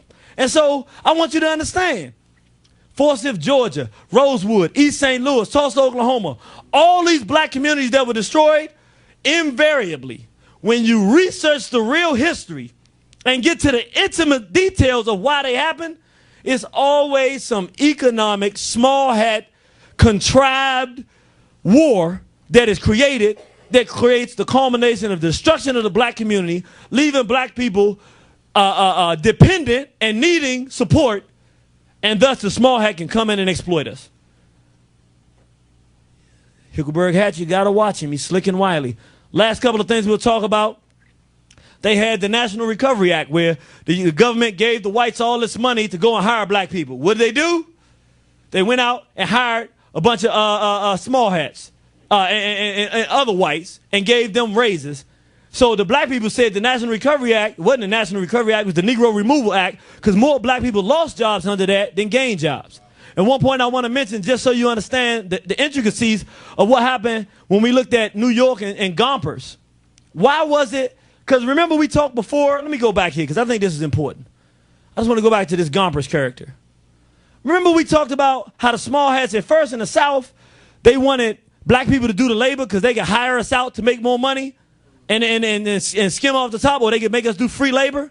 Now you say, well then why in the North was he trying to make black people not do work? Why did they create these things that you got to have a license, which if you was black, you couldn't get a license, so now you can't do the work because you don't have a license? Why did he do that? Let me tell you that what changed. In Europe, the Europeans had found out about these small hats, what they was doing. And the whites in Europe ain't like black people. They just started running them, throwing bricks in their houses, shooting them, killing them, just running these small hats amok. So they were having problems in Europe. So the small hats in America said, hey, come on over here. You have a great time. When they came in, the small hats, up like 2 million of them in the course of like 20, 30 years, migrate to America. Where did they go? What's New York. Well, if you got 2 million people coming over this short amount of time, what are they going to need in order to survive? So what did the small hats do? Gompers comes in order to make room for their small hat brothers and sisters. Now they jump into the labor movement and intensify. It was already trying to make black people not work, but it was only in certain places. He took it to a whole nother level and rooted black people totally out so that who could take those jobs that would otherwise be for black people? That's right. So as we move on here, brothers and sisters, y'all all right? Yeah. Can I have a few more minutes because we almost going to wrap up? I'm going to show this now because we talked about, first let me ask this question because I want to make sure we did a good job. How many people in here now understand why we so broke? Raise your hand if you understand why we so broke. Are we broke because we're lazy as black people? No. Are we broke because we hate each other and we won't work together? No. We broke because what? That's right. I like that better, the small hat. When you say the system, people don't know exactly the system. Who is he? You don't know who to attack with that. Tell me directly. There's some small hat infrastructure why we so broke. Now, I want people to understand we're going to show this last video only to show it's not just in America. This system of economic exploitation and poverty creation of African people is worldwide. They just have different names for it when they go worldwide. Here, it's just poverty. We call it poverty. That's what it is. They make us poor, joblessness. You're looking for a job, you can't find it. They fire you for no reason. They underpay you. It's poverty. It's the system here. Internationally, it's called the IMF. World Trade. And let me just make it real simple for people. They're just sophisticated loan sharks. What a loan shark does is this. They come in and they make you take money. So if you need some money, then they give you some money, but then they never let you pay it off. No matter if you come back the next day with the money, now they done change the terms on you. They just gonna make you be beholden to them. That's what a loan shark does. Or if they come in to offer you a loan and you won't take it, then they kill you. And they make the next person take the loan. They're gonna make you take a loan because their process of having control over you is through debt and through money. So the IMF is a sophisticated loan shark institution. And what they do is they go into black countries and they either ask them to take a loan or they make them take a loan. They kill the leaders, put somebody else in there, and that person takes the loan. And then they create these impossible rules associated with the loan. And all of the rules that you have to follow if you take the money ensure that your country will become enslaved and impoverished. And then once they're impoverished, they own your country and they just do whatever they want to do when they're there. So this is a video. We're only going to show about 5 minutes of it. When you get the actual video, it's going to be 10 minutes. It's going to be longer so you can really get a breadth of understanding. It's a video from our sister Stephanie Black in Jamaica. It's called Life and Debt. And it shows how the IMF completely undermined the entire Jamaican economy and has destroyed that country. That's why you hear about brothers and sisters killing each other. They was doing fine till the IMF came and destroyed it. We're going to watch 5 minutes because I want you to see the small hat and watch him smiling and laughing. Hickelberg hat, he's right there. He's with the IMF. And now you can see, instead of me doing the caricature, you can see the real caricature as he explains why they had to destroy the Jamaican economy. He doesn't use those terms, but you'll be able to understand it now. Seems like they have been wasted, eh? Bueno. Just goes on to show. Till I'm laid to rest. Yes, always be depressed. There's no life in the West. I know the East is the best. All the propaganda them spread. Tongues will have to confess. Oh, I'm in bondage. Living is a mess. And I've got to rise up, alleviate the stress. No longer will I expose my weakness. Ego seek knowledge begins with when the private banks won't lend to you, then you've got to do something if you're leader of a country. And typically what you've got to do is to cut back your spending in some way and try and get more money so that the impact of those cutbacks are not as severe as they otherwise would be. And it's at that point that you generally come to the IMF. What you really need is to sit down with them and say, look, can I work out a 5-year program? And in the meantime, I'm strapped for some cash, so can you help me up front get out of the cash bind and then put it in the context of a long-term development plan? And they said, no, long-term development is your problem. We are here only to see who do you owe the money to, why are you in a bind, and we'll lend you some money in a very short time frame at full interest rate to get you out of the bind. And they then impose upon you tremendous restrictions in what you can spend. Essentially what the IMF wanted us to do was to devalue our currency. That's the first thing, to make our dollar cheaper. They needed to expand their exports and diminish their imports. And the best way of doing that is to make foreign currency more expensive. And since our society is so heavily dependent on imported food, imported fuel, imported books to go to school, imported medicine, when we devalue, the cost of those things we import go up to the citizens. And as a result, the economy today is much more under the control of foreigners, not necessarily through direct ownership, but through the mechanism of debt. In the 1970s, we owed $800 million. By the end of the 1980s, we owed $4 billion. Nowadays, we owe $7 billion. So the debt is rising, and all the time the debt is rising, our capacity to export, to produce, is getting less.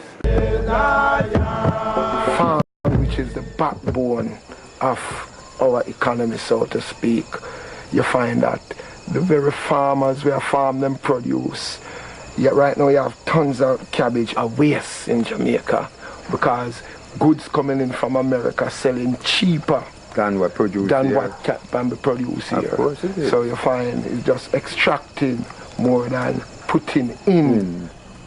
When it's ready for harvesting, you see imported potato right out in front of your home being sold. Potato that's grown in Idaho or New Brunswick or some other parts. When I was a little boy, I grew. Everybody that you see around here, their livelihood was planting peanut. All those days are over. Over and gone. All this land is what we used to farm carrots. Now we cannot farm anymore. We don't got any market for it. Because through the foreign carrots. It's an insult to our dignity of not being able to produce and sell in your own market at home. This is a free market, and I've learned that because of the financial problem that the government is under with the World Bank and the IMF. They are the one who institute the pressure on the government as far as we learn. Now we had a thing named protective market. The government said no import. And then now we compete with one another. But for the time being, you're open to the world to compete with the world. Before, we was unable to bring in anything because of the policy of the country. So when the person brings on his trailer, whether he's in Kingston or up here, whether a farmer gets smart and get on the trailer line, he will fill his pocket of money. But what will happen to the other thousands of farmers? So you're fattening a few people at the expense of a whole culture that took years to build up. You destroy it with a stroke of the pen. He holds the handle and you hold the blade. I mean, you know, if you want the money bad enough, then you have to agree to his terms. So ultimately, the IMF usually gets most of their own way. Why did we think they should reduce trade barriers? The reason is that Jamaica is a very small country. It's not a country which could sort of thrive by producing only for itself.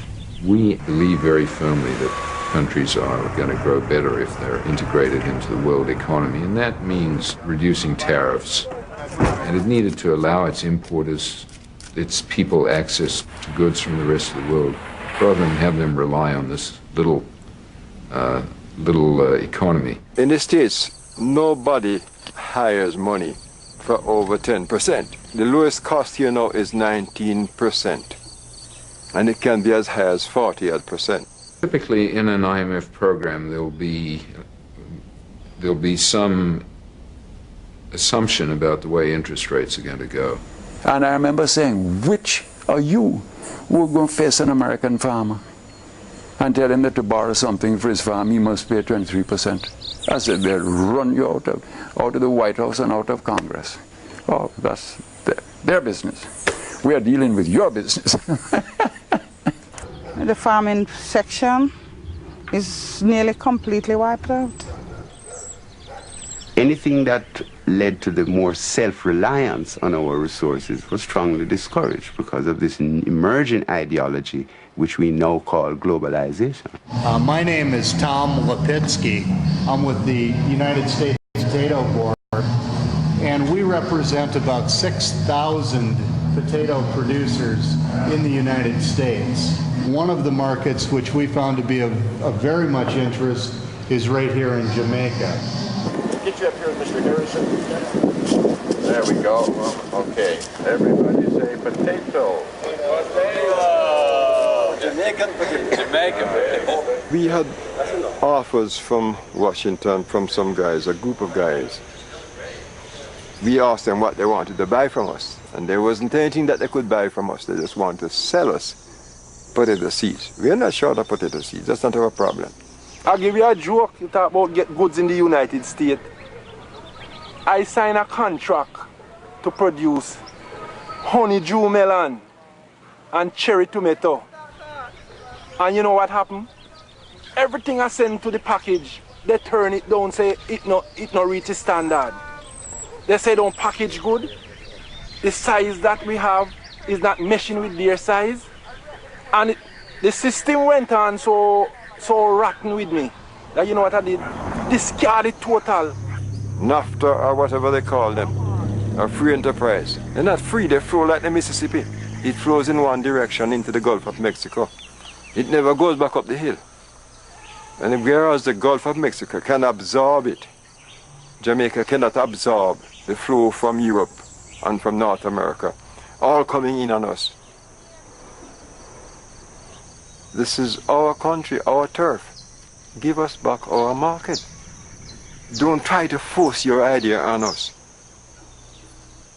Jamaica produces at the moment in the region of 90,000 tons of bananas, all of which go into the UK, and that is our market.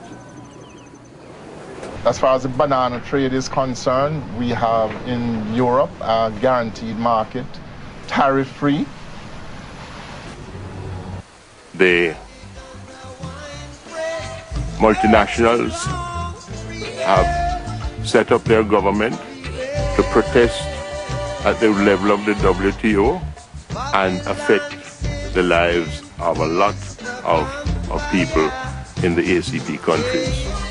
On the Voice on Banana issue and the recent World Trade Organization ruling, President Bill Clinton assured the Caribbean that his country did not act to the detriment of the Caribbean. Pursuing and winning our case at the World Trade Organization, our target was a discriminatory European system, not the Caribbean nations. I made it clear that as we work toward a solution with our European partners, we will continue to support duty-free access for Caribbean bananas in the European market, and we will seek ways to promote diversification of the Caribbean economies. We have no access to the American market.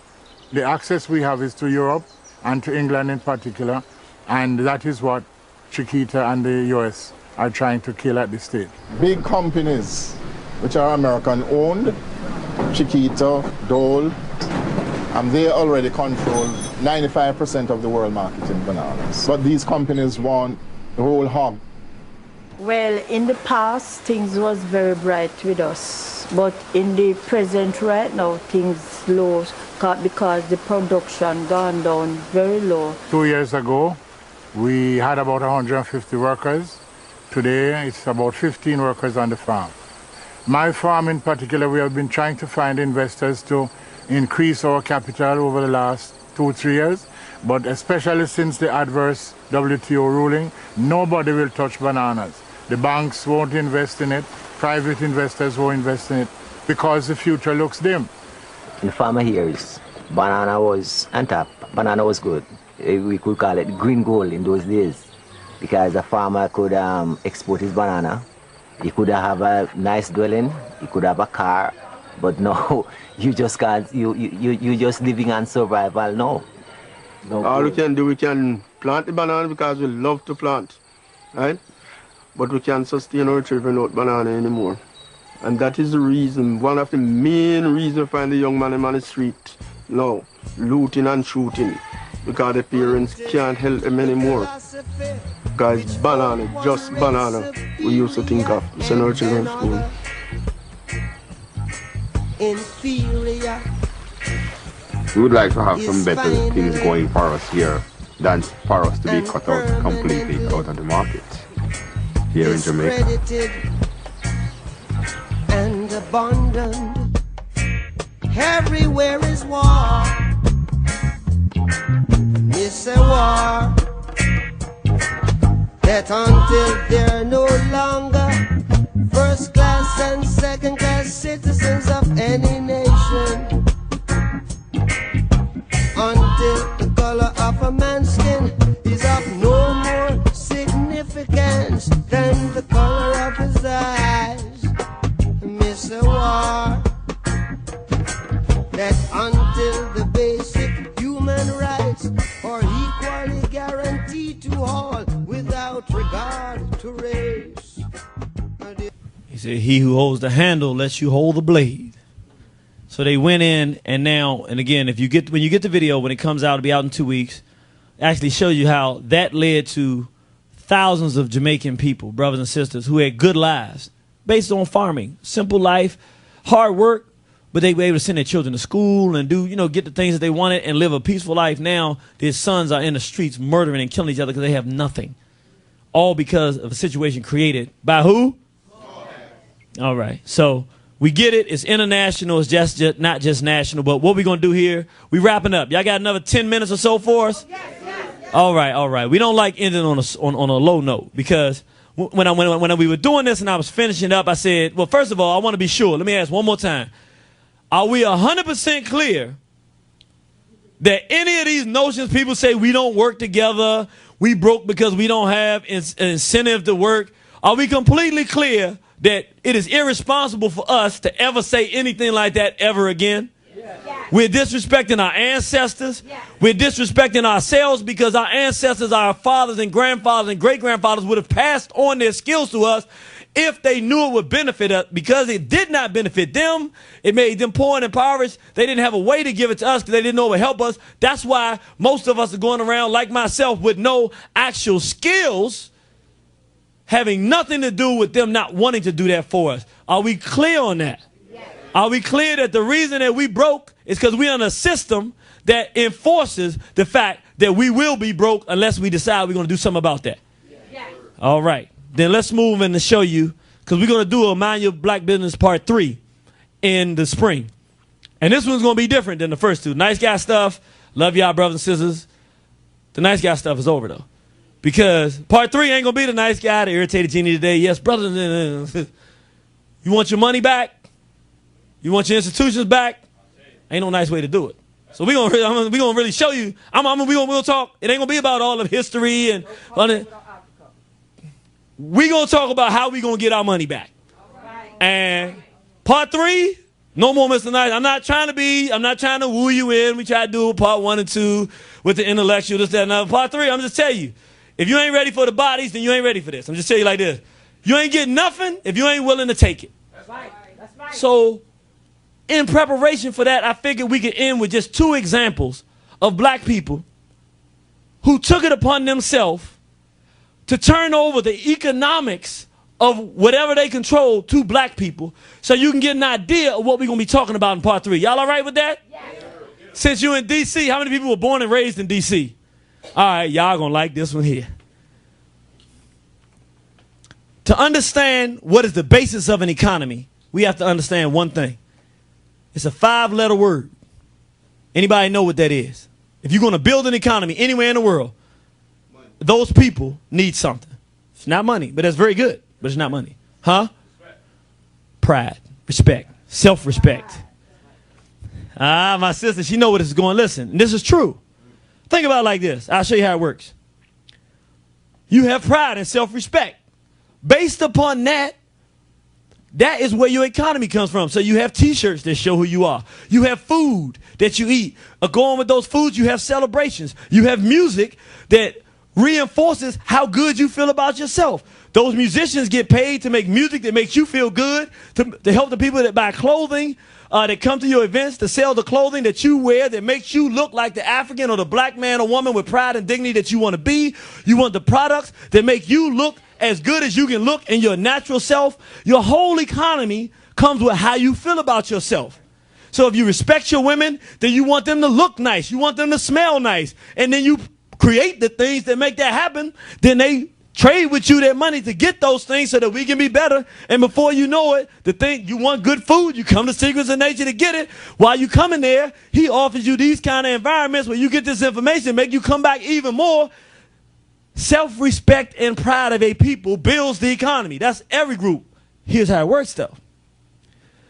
If someone is able to make you hate yourself, what happens is you can have no industry. I don't care what you do. Because the only thing you can have is death. So if you don't respect your women, then you have strip clubs. They will be very profitable, but you're killing yourself. So you think you're getting profit, you're making physical money, but you're killing yourself by watching your own woman who has been violated. Now you're exploiting her, disrespecting her. You become part of the system that made you poor and destroyed in the first place. So you might get some physical money, but you're dead and poverty-stricken worse than you were when you didn't have nothing, but you had self-respect. If you're a black man and you hate yourself, so you go put a conch in your head. Now you're frying your head to look like something other than who you are.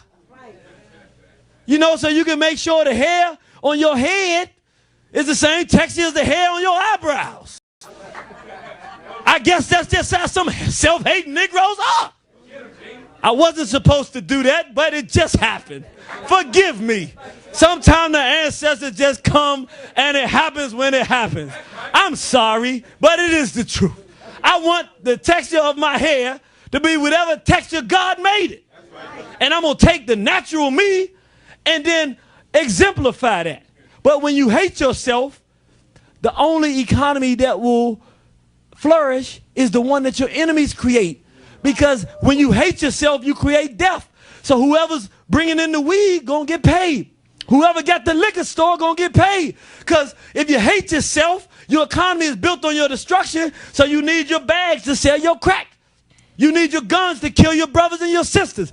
You need the hip-hop to tell you that your woman is a bee and a hoe and that your brothers are N-words that you should rob and kill. Because otherwise you can't fuel that economy. So you got to have all of this stuff so that you can get rich and poor and poverty-stricken in your own destruction. The reverse of that is to say, I love myself. So then you start looking at your enemies funny. It don't matter how cheap his product is. He's your enemy. He's in your community. You don't want to buy nothing from him. Right. Then you start really getting kind of, you know, once you get yourself together, you start asking yourself questions. not only do I not like him, but should he really even be here? Then you start, getting, you know how it is, brothers. Y'all, some of y'all DC cats, you know what I'm talking about. Then you start saying, he man be making a lot of money over here, man. I seen a lot of brothers going up in there. Be a lot of dudes spending a lot. How much is Bama making, right? He making a lot of money off our people. And you know, that really ain't his money anyway, because he making it off the backs of our people. Before you know it, other people, when you have self-respect, start having a difficult time having an economy in your community, and you take the economy back. That's for part 3, though, so we're going to go there. But we're going to talk about a black man in this city. I think the second greatest politician in the history of this country. This is my opinion. Not because I was born here, but I know about him because I was here. I think it's Marion Barry. I'm going to give Adam Clayton Powell, the king, he get the top of the pile, but let me tell you something. Marion Barry did something that is largely unprecedented. He took the nation's capital and completely turned over the economics of the city to black people. Listen, I'm going to say it again. He took people, many who never one member of their family had ever gone to college.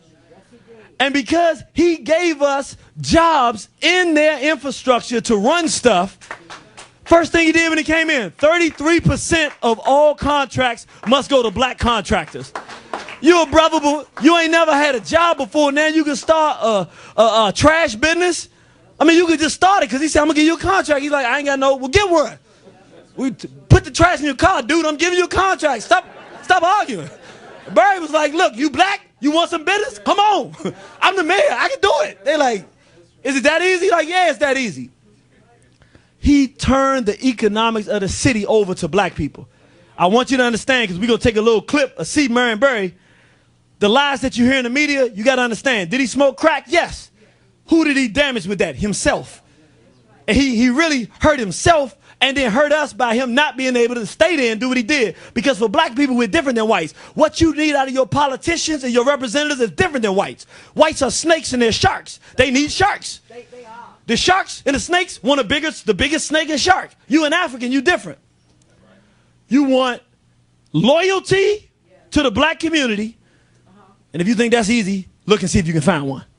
I didn't say loyalty to good principles. Loyalty to the black community. Find one. Show me one. I dare you to show me one. I dare you to point me out one that's living and breathing and I can see him and they're relevant. I dare you to show me one. I'll punch you in your head because I know you lying. You need that and you need pride. They have to be, it's not just they loyal to black people, but Kilpatrick is not going to do. Kilpatrick is a Negro, got women doing sliding up poles. He's a Negro, so he's loyal to black people, but he's a Negro. He doesn't have no decency about him. He has to have pride, or she has to have pride. If they proud of being black and they loyal to the black community, that's what a black politician is supposed to be. So the whites hated Marion Barry for turning over this city to us. I remember one small hat said about Marion Barry. He said in the paper, what's that small hat that hates Barry? He writing in the Washington Post. He hates Marion Barry. Not Katana, that's another one. Yeah, all them small hats hate him, don't they? It's another one. Man, I forget his name. Anyway. He also didn't support same-sex marriage. That's right. Marion Barry came out recently and didn't support that. And gave a strong support system why he couldn't have a support. Marion Barry has been outstanding, but I want you to understand that this small hat said something that was real. You know how they do? Every now and then they tell the truth. He hates Barry, but this one article, I guess black people were turning against Barry, and the small hat couldn't help himself. He said, it's kind of ridiculous for any black person in this area to not support Marion Barry, because he said, this is the small hat. I didn't know this. He said, Marion Barry is single-handedly responsible for every black millionaire in Prince George's County. He went on to say he is the reason Prince George's County exists, because what he did in terms of turning the economic infrastructure over to black people. What most of us don't know, though, we just saw the Marion Barry we knew. They gave us the Summer Youth Leadership Program. Let me tell you, Irritated Jeannie might not be here. Clap for that one. I know if you're from D.C., that Marion Barry Summer Youth Leadership Program, listen, I know y'all can't say, look, all of you other brothers and sisters that heard about him smoking the crack and make your comments, I know you don't know any better, but let me tell you why you can't say nothing. Tell me a politician you got in any city in this country. I was in it, so I can tell you. From the time I was 13 to the time you were 21, not you might be, if you had an address that had D.C. in it, you were guaranteed a job. Listen to what I'm saying. the entire summer when you would be robbing, stealing cars and going to jail, doing all kind of things to get into delinquency, you wouldn't be doing that because when you were 13, you would walk into, I worked in Pepco at 13 years old. I was doing work that they was paying white boys to do $35,000 to do. I was getting $325 an hour, and man, I was happy. I got that $325. I outperformed them crackers. Matter of fact, some of them ain't like me because I was showing them up in what they were doing. But I learned to do that. I work in a white collar environment now. Why? I know how to do it. I know how to deal with these whites in those environments because Marion Barry made them. It wasn't their choice. He said, it's my city, you're going to hire them, or I'll get rid of you and somebody else will hire them. How about that? But he didn't just come from there. I want you to see this very short clip. It's from the 9 Lives of Marion Barry. You'll really enjoy this. But I want you to see how the basis for our economic survival and for a decent politician and what we need to do starts with our pride and with loyalty to black people. Let's see who Marion Barry really was. He was a very courageous man, fought police brutality. He was a soldier. The people outside can come in. Order. So what? To order. Bang again. It is order. We want the people outside, inside. That's all.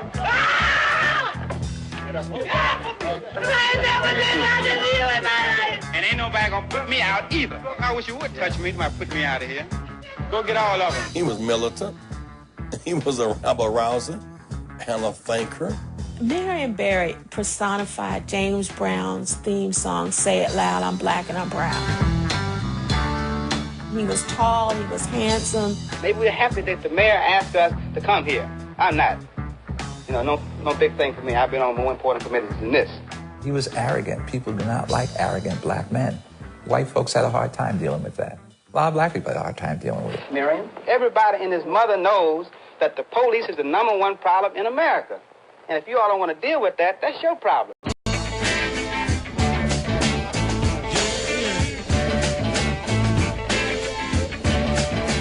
Police brutality was big. You got to remember, most of the police department, their recruits came out of places like West Virginia, South Carolina, Pennsylvania, Maryland. They didn't even come from D.C. I don't consider this riffraff and whatnot out here in the street part of the community. No more than 3 blacks were ever allowed to congregate. And you said, look, you can't stand on this corner. I don't care if you're holding a conversation with your cousins. Move on. I'm not concerned about what happens to Marion Barry because when I go out here, more than likely, I can deal with the police, more than likely. But I'm talking about what do we do for the 600,000 black people out here who do have a problem with the police. Marion, in his cocky, arrogant, usual self, he felt untouchable. Marion would say, hell no, I ain't moving on. And the police would remind him that he was not untouchable. They locked him up over and over and over again. My role as a leader is to get something if I can do it, and be beat to death if I can do it. But if I'm going to be beat to death, I might as well get something for it.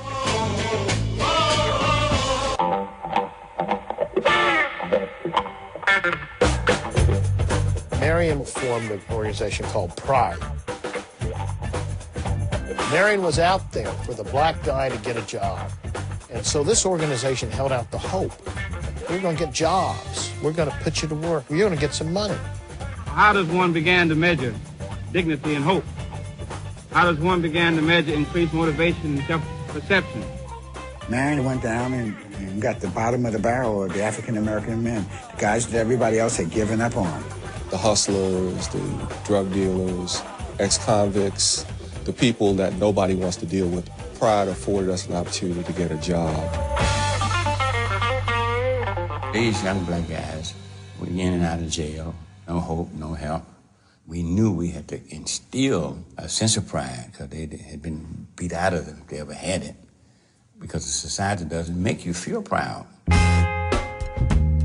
We turned a lot of lives around, I'm an ex-convict, you understand? And I've been to many places before I came to Pride to try to get a job. This is the only place I can get a job. For the first time, the community saw these street dudes, these hoodlums, cleaning the street. It was a beautiful program. There's no doubt that Pride is working. Proof of it is that 2,800 dudes now have jobs and are living meaningful lives, all because of a chance they got from Pride when nobody else cared. They come in the uniforms that they wear with great pride now, down the street, boom, beating on the trash can top because we are somebody. message was, this is an army, and it's a black army. And that was scary to a lot of people. They didn't dare arrest us because there were so many of us. We wanted to scare white folks and let them know that we were about having power. Here's this guy, this black guy who organized these guys. He may have a couple thousand of them, you know, and they honestly believed in Marion. So, I mean, that was just powerful to have that. How do you categorize the inner feeling of the workers who said they have found respect and pride? We want to make it very clear, we don't think that pride is the answer completely to what's happened in America, but it's a beginning. Now, that distinguished him, and it gave him a platform. Let's show Marion Barry around. I know you got to love. That's a hometown hero there. He done his job. He did his job, and now it's our turn to do our job. I want to show one more just so we can get I just want to make the point. Marion Barry said, you know what? All these whites got their networks to do their stuff. We need to have a black network. Call Bob Johnson. You want a network? Come on down. Can't afford it. What you mean you can't afford it? It's my city. I'll pay for it. Don't worry about it. Just come on. Get yourself a network. Can you imagine that? Can you imagine a black man getting in a position of power and instead of saying, oh, well, he can't do nothing because, well, hell, if you can't do nothing, why do you got the position? What the heck do I want you there if you can't do nothing? Hell, you wasn't doing nothing when you wasn't there. Hell, do something or don't go. Marion Barry ain't say I can't do nothing. He did everything he could do under the sun. And that's what a black power. Let's get one more round of applause. That's what a black man, black woman who committed to the race supposed to do. It's our last one. It's our last one, and then we're going to be out of here. Y'all all right? Yeah. Give me 5 more minutes. We okay? Yeah. This is our brother Thomas Sankara, the shining light of Africa. This young brother, in the 1980s, many of us were alive during that time. In the 1980s, he took one of the poorest countries on the planet, overthrew the country, and gave it back to the people. Fought all the European powers and showed us that all we have to do is have the courage and respect and pride and dignity and courage and loyalty to our race, and no force on earth can stop us if we would just stop being cowards and race traitors and loving white females and loving white males. We would love ourselves and be loyal to each other. We can do anything that we want to do. With no resources, he took over a country and made it prosperous. Let's take a look at our brother, Thomas Sankara. Notre pays produit suffisamment de quoi nous nourrir. Nous pouvons dépasser même notre production, malheureusement. Par manque d'organisation, nous sommes encore obligés de tendre la main pour demander des aides alimentaires. Ces aides alimentaires qui nous bloquent, qui nous inspirent, qui installent dans nos esprits cette habitude, ces réflexes de mendiants, d'assister. Upper Volta, 1983. Thomas Sankara is brought to power by a coup supported by one of the poorest peoples on our planet. Behind a military uniform and a Marxist discourse, Africa discovers a young and dynamic leader, ready to put his innovative ideas at the service of his fellow citizens. Thomas Sankara gives a new name to his country, Burkina Faso, which means the land of upright men. Il y en a qui demandent mais où se trouve l'impérialisme? L'impérialisme, regardez dans vos assiettes, quand vous mangez les grains de riz, de maïs, de mil importés, c'est ça l'impérialisme, n'allez pas plus loin. Little by little, Sankara takes his country out of misery, achieves food self-sufficiency, but clashes with the French who want to keep control over their former colonies. Above all, they want to avoid by all means that Sankara's ideas spread throughout the region. La France ne comprend pas l'Afrique. Et il est grand temps qu'elle la comprenne. Qui ici ne souhaite pas que la dette soit purement et simplement effacée? Celui qui ne le souhaite pas, il peut sortir, prendre son avion et aller tout de suite à la Banque mondiale, payer. Tous nous souhaitons. Thomas Sankara is attacked by those in the north as well as in the south who benefit from Africa's underdevelopment. Thomas Sankara has become the African Che in the eyes of African youth today. Pour le grand combat patriotique, pour l'avenir radieux de notre pays. La patrie ou la mort, nous vaincrons. At the beginning of the 1980s, Upper Volta is part of the former French colonies of Western Africa. With no access to the sea, bordered up north by a desert, the country is poverty-stricken. The standard of living of the inhabitants is disastrous. Seen as a reservoir of cheap labor, they are invited to work in the neighboring country, the Ivory Coast, a resourceful region largely exploited by the French. Thanks to a series of incompetent and corrupt leaders, Upper Volta has not evolved at all since it achieved independence in 1960.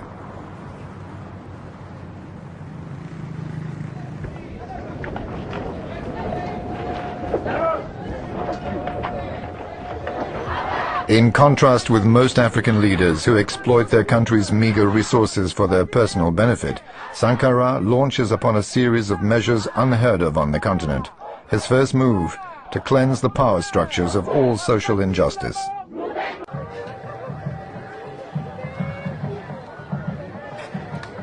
The measures implemented by Sankara change the face of the country.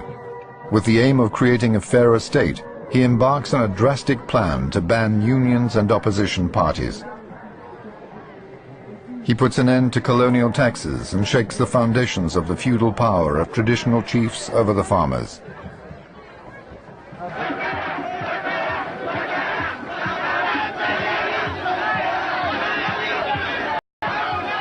Under this apparent display of communism, Sankara educates his people through political slogans and gives them the opportunity to participate in the making of their own country.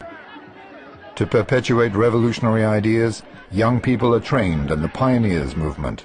Les pionniers étaient la base de la révolution.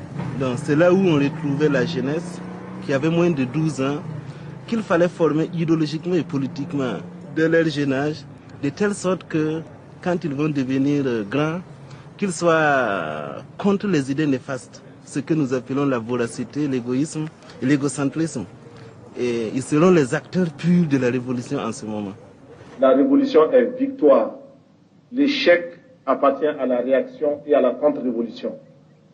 Camarades, l'impérialisme, le néocolonialisme, les élèves réactionnaires, les élèves indisciplinés et paresseux, les professeurs carents, les vomissures de la contre-révolution, les vipères qui s'infiltrent dans nos écoles, les pintades orgueilleuses, les hiboux au regard gluant,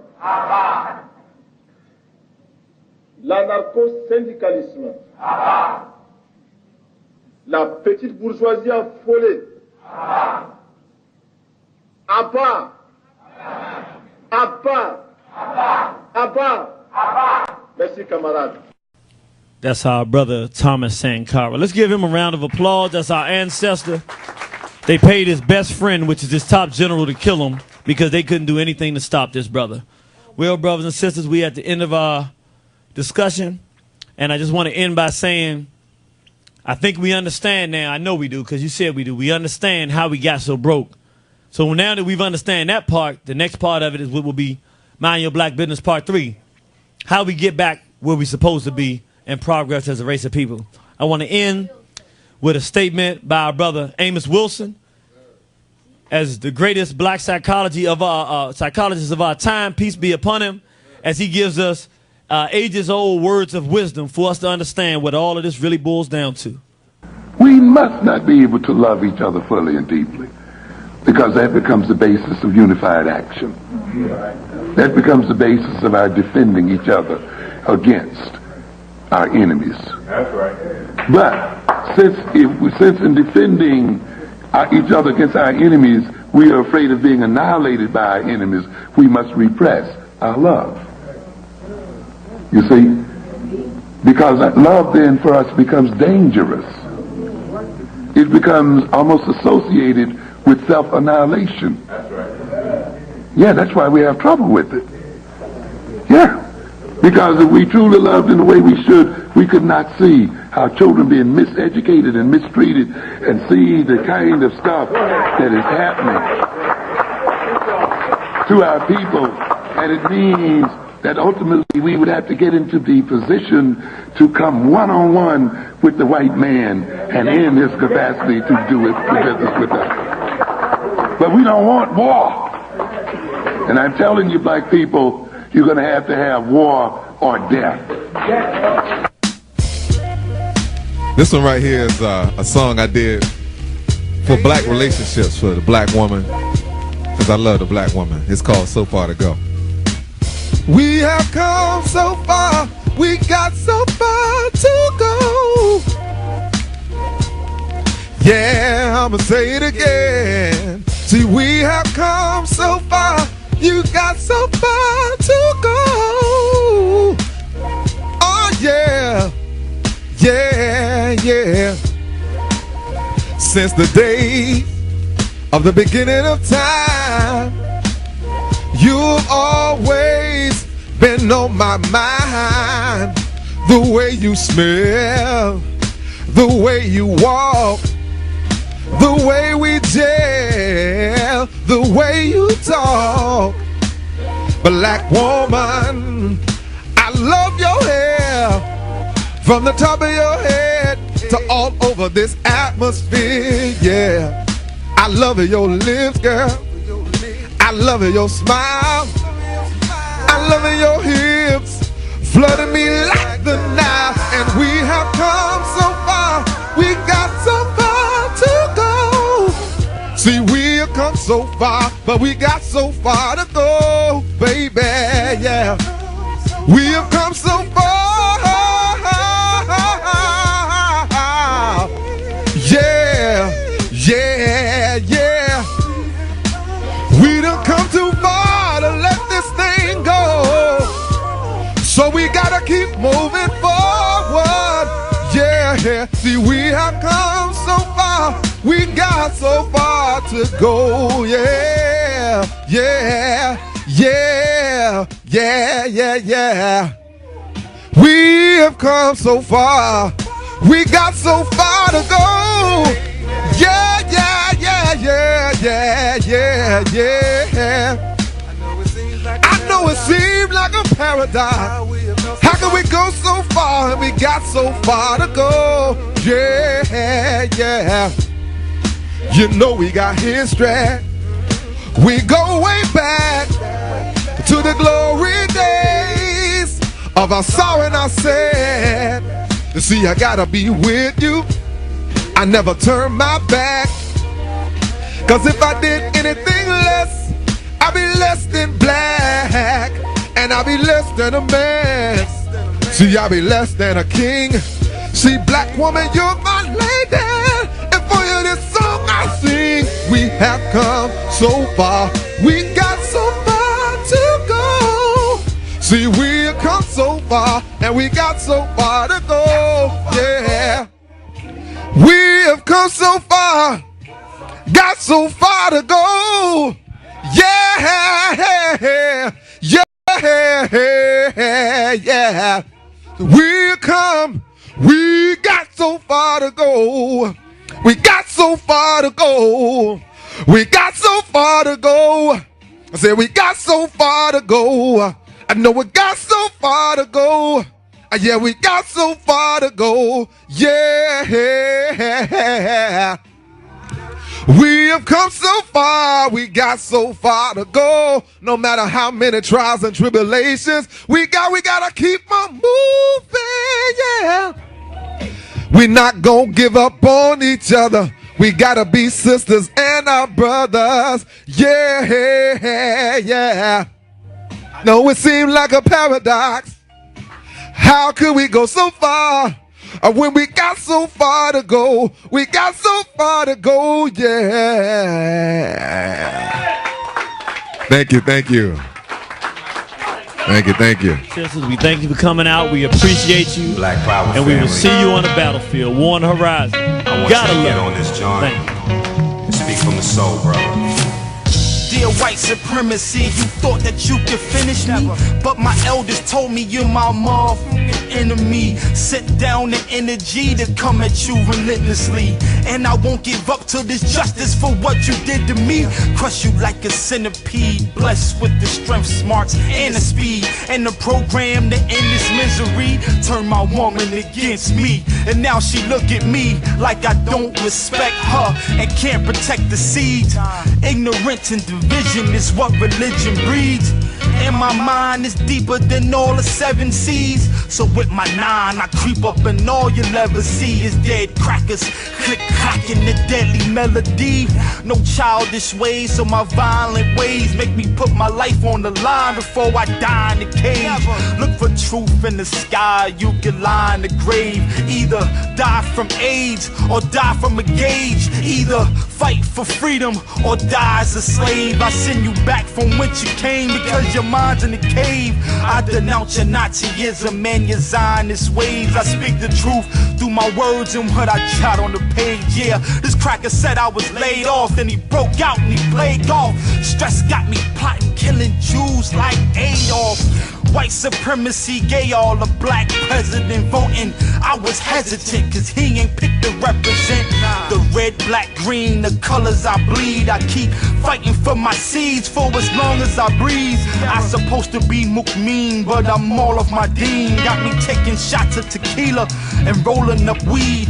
Would you sell your dignity and risk it all for your dreams? I only roll with the strong, the hand of God intervened. Told me we cut from different fabric, others tore from the seams. Giving you food for thought, you get it raw from the king. Essential minerals I'm giving you, no pork or no wings. This is all alkaline, I never rhyme for the bling. Let's go.